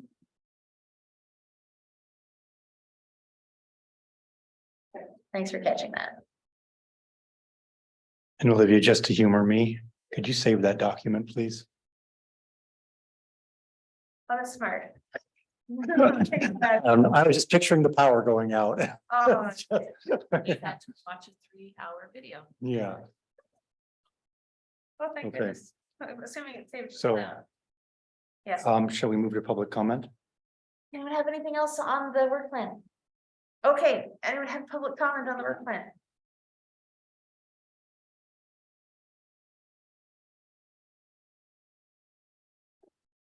Suggestion I wanted to make was hopefully helpful. I don't know if it still will be because you've determined language, but what I wanted to offer for an addition was under item 5, and it would read explore opportunities for increasing access to the environment such as parks and tree cover, specifically in the areas of Terrace West, Terrace East, and Olympia neighborhoods. I offer that because it's more specific than what is included currently, because we know the neighborhoods. These are the neighborhoods that are identified in the 2040 vision plan. And so it's sort of taking something that's written soft and being more specific. The other general comment I have around this section is that while I appreciate the intent of being more inclusive by adding and referencing people holistically, the purpose and history behind this item was really calling out the fact that not all people are equal when it comes to access and benefits of a clean environment. And so I think it waters it down to say just people, because it takes away from the important issue that was originally raised when this was incorporated, because it's not economic demographics that show the story of where pollution is located, where there's less access to open space. If you look at the research and the numbers, it's the color of people's skin. So that's why we had it written that way. People aren't treated equally. So that's my recommendation for including it, but I think we're all tired, so. Thank you for hearing me.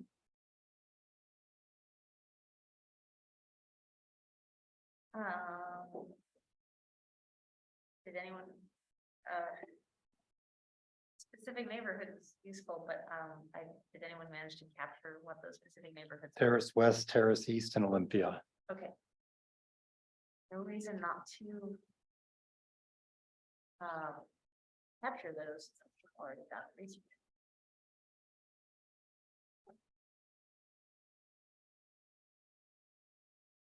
Where do you want to use those records? What did you say, identify and residential areas, including? Yeah.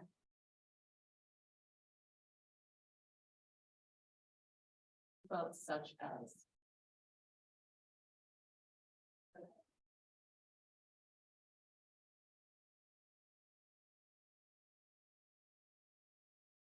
And then her other comment was a reference to, Engage thoughtfully with all community members. well, oh, I thought it was a reference to, okay, yes. Is it a reference to the- The original language said, engage thoughtfully with people of color that demographically represent our community. Well, it's kind of a. Gosh, darn it. I want to be specific here too, instead of like. Is people of color demographically represented community the right way of saying that, instead of saying like Black and Latinx community members? That's what we know or we need to do. People of color is what we had in it in the past. Right. Yeah, well, we're being more specific. I think a generally used demographic was BIPOC, Black, Indigenous, and people of color, I believe it is. Okay, And I think that one like captures most of, but majority of the community that we're trying to represent here. I appreciate your help. Okay, let's So, thoughtfully with, I mean, so how should we phrase that then? well, if we're trying Not to like call out that. something on our work plan, then it would, we already want to engage with community members, so this would be engaged thoughtfully with BIPOC community members.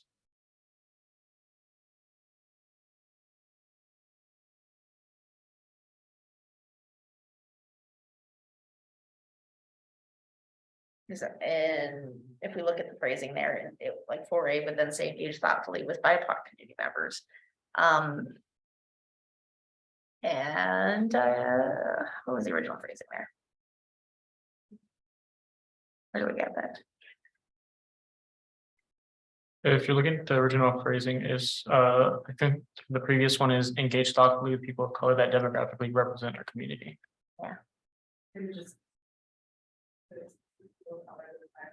Yeah. BIPOC community members. And or with BIPOC. Engage thoughtfully with, how do you say that? BIPOC, I agree, BIPOC community members that demographically represent our community.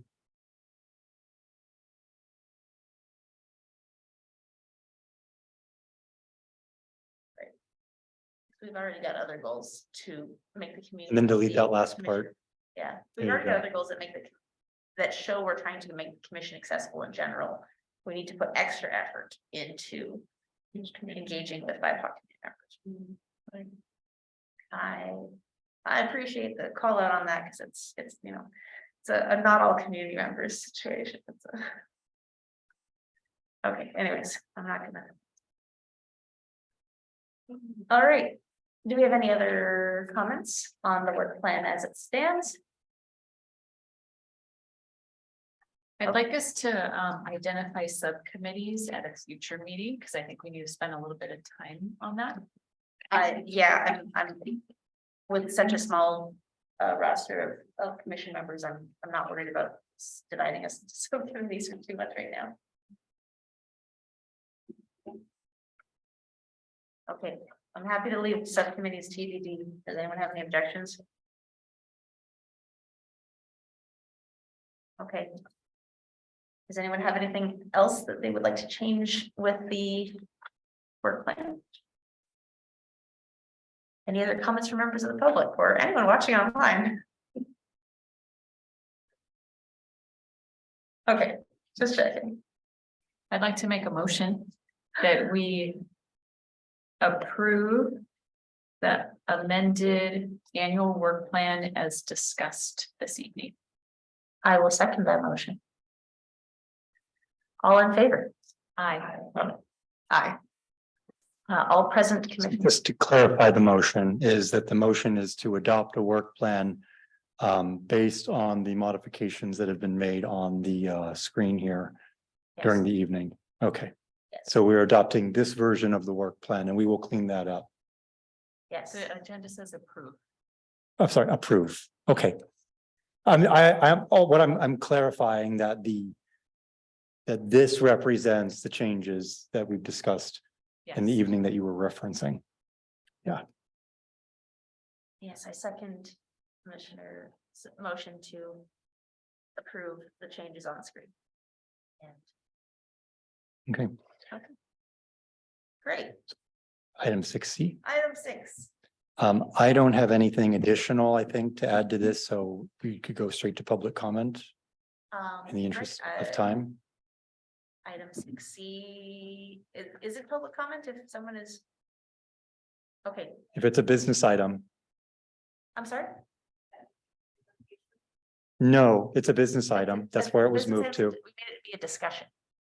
Yeah, so I've already presented the information regarding procedures and whatnot at this point. So I don't know if I have anything additional to add unless you'd like me to go over that again.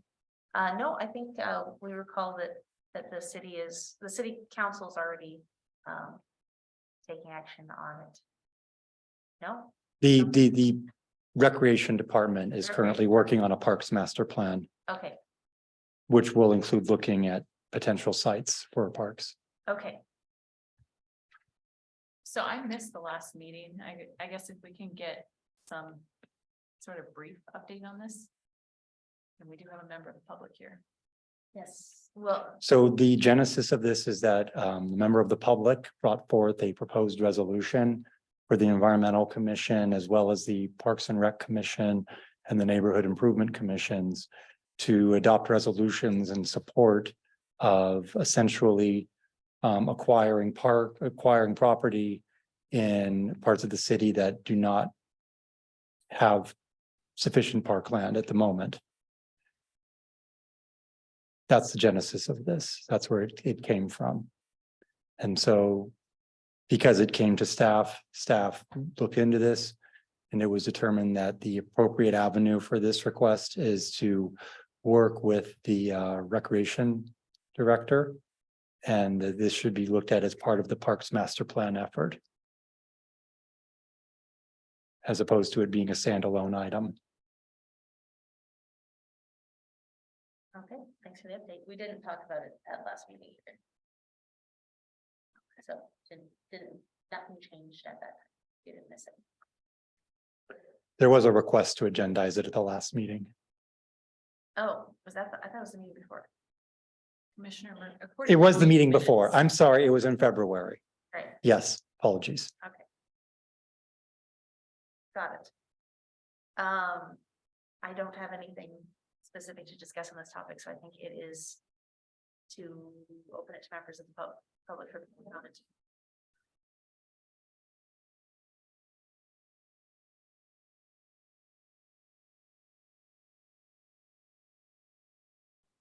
Thank you.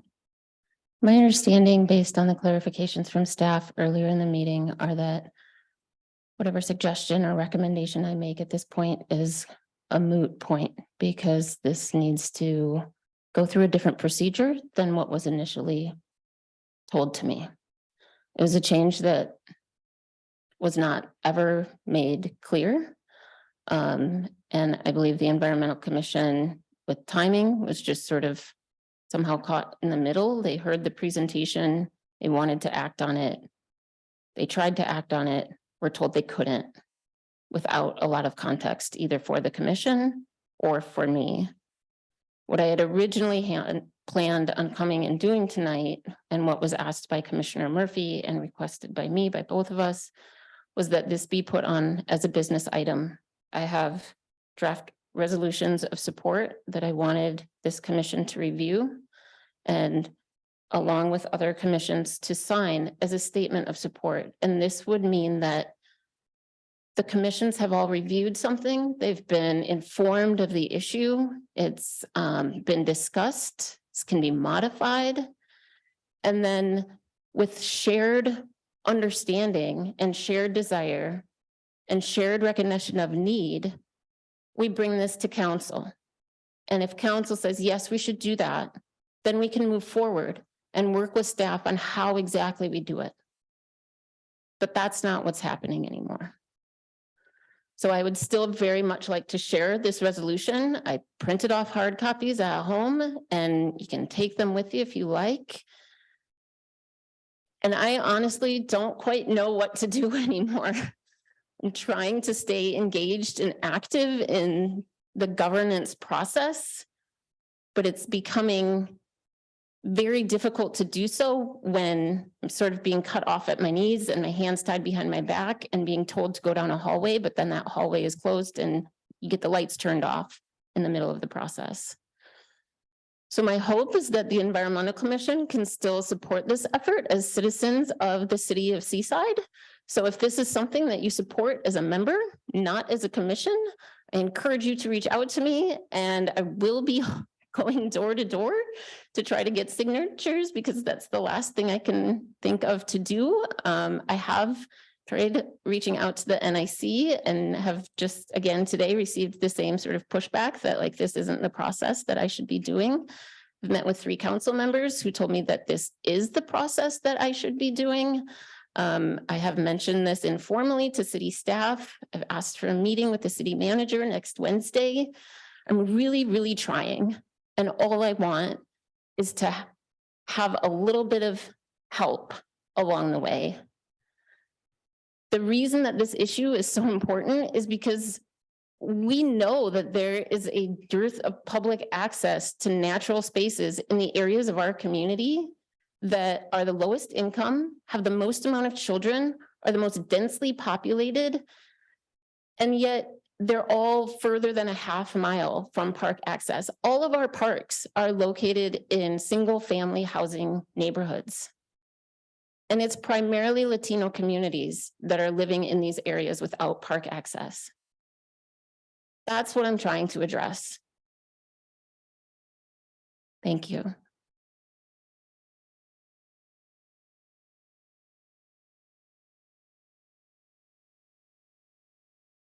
And so, ma'am, tomorrow I'm going to try reaching out to you. I'm sure you know Dan Lewis. I'm sure you've spoken to him already, but I'm going to reach out to him and find out get some more information about what's going on exactly. I apologize for the confusion as far as what's going on here. But I'll try to figure out a way to get you some good direction as to how you can participate or whatever the appropriate thing is. But I'm going to wait till tomorrow morning if that's okay. So. Chair, can we request copies? If she has copies for us since. she made You- her- Oh, yeah, could we request that be added to the minutes so that we could reference them in the future? Or especially for commission members or members of the public who are unable to attend this meeting? Yeah, just Olivia will log that in as correspondence received by the commission. I also have a copy of what I'm planning to use for outreach that I'll pass, but it's the only copy I have in folder, so.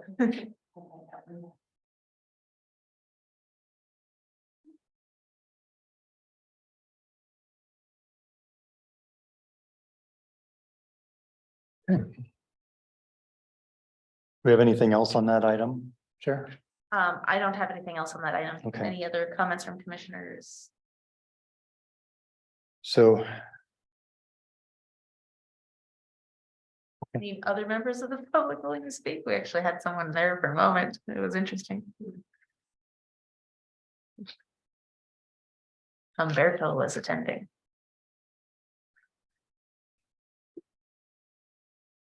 Okay.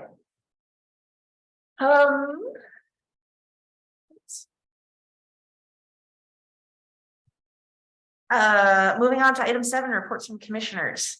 Unfortunately, several commissioners are no longer here. I wanted to give everyone a quick update about the Environmental Commission participating at Seaside Earth Day.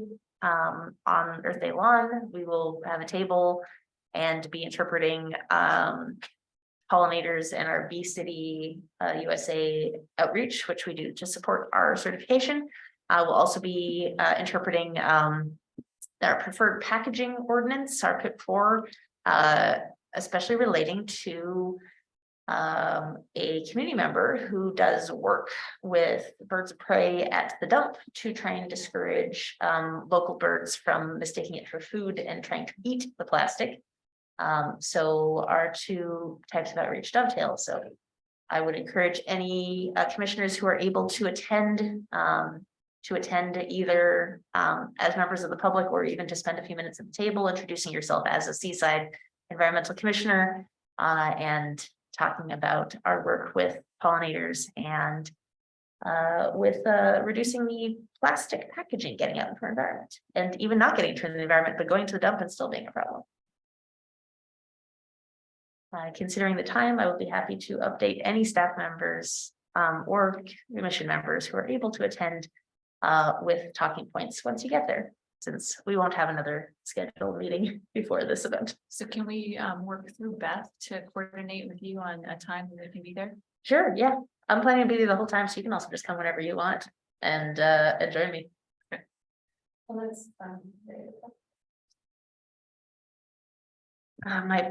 would love to say yes, but my brain is broken. If anyone is handy. Yeah, it's on the 23rd from 1 to 4. Excellent. Thank you so much.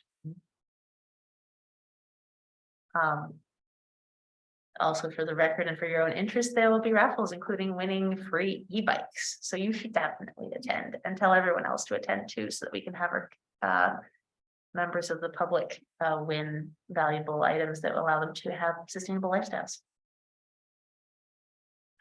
That's it for Sorry, me. one more time. What day is that? 423 from 1 to 4.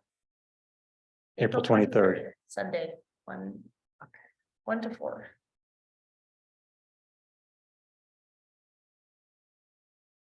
Well, just keep it short. So we're out of time. Anyone else have any reports from commissioners? I have a quick update. I listened to the city council meeting on Thursday. The city approved the farmers market Yes. to start up again. So that might be an opportunity for environmental commission to have a table out there. Maybe not every Thursday, maybe once a month, to connect with the people. And then we could talk about that at subcommittee discussions in a future meeting. And then I did come across State Bill AB 817 by Pacheco. I emailed this to Beth. This is a proposed bill that would allow advisory committees and commissions to continue meeting remotely, which I think is a really important thing because our groups are volunteers, and what cities have found is that as they're transitioning back to these in-person meetings again, they're losing that participation. Yeah. So I'm hoping that Seaside will look into that. I haven't gotten any sort of feedback from it yet. So I'm going to add that as an item that we were discussing earlier. So we'll follow up on that and report back at the next meeting.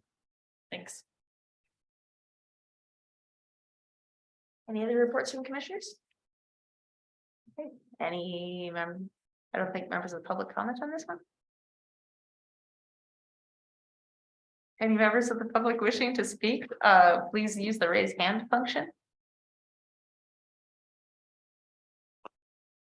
We started off the meeting and we introduced the new commissioner, Miguel Alvarado.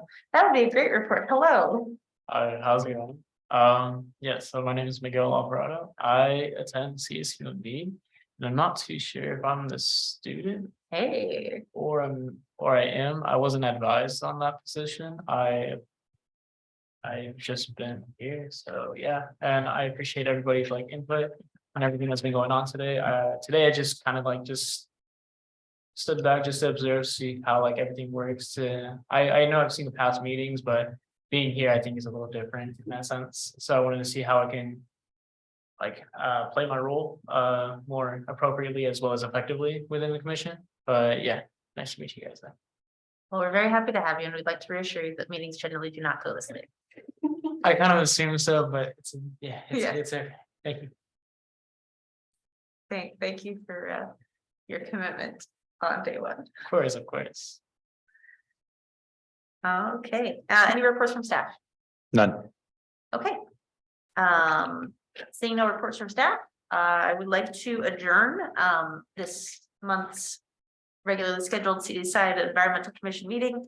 Our next regularly scheduled meeting is the first Tuesday of May. And I have run out of batteries, so I don't know what that date is. Second Tuesday. The second Tuesday of May, that would be, let's May go with May 9th. The 9th of May is our next regularly scheduled meeting.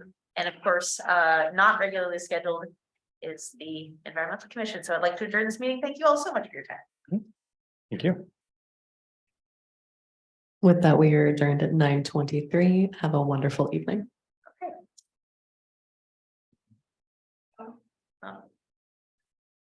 I mean. Thank you for your patience, everyone. Thank you. Thanks for your commitment, everyone.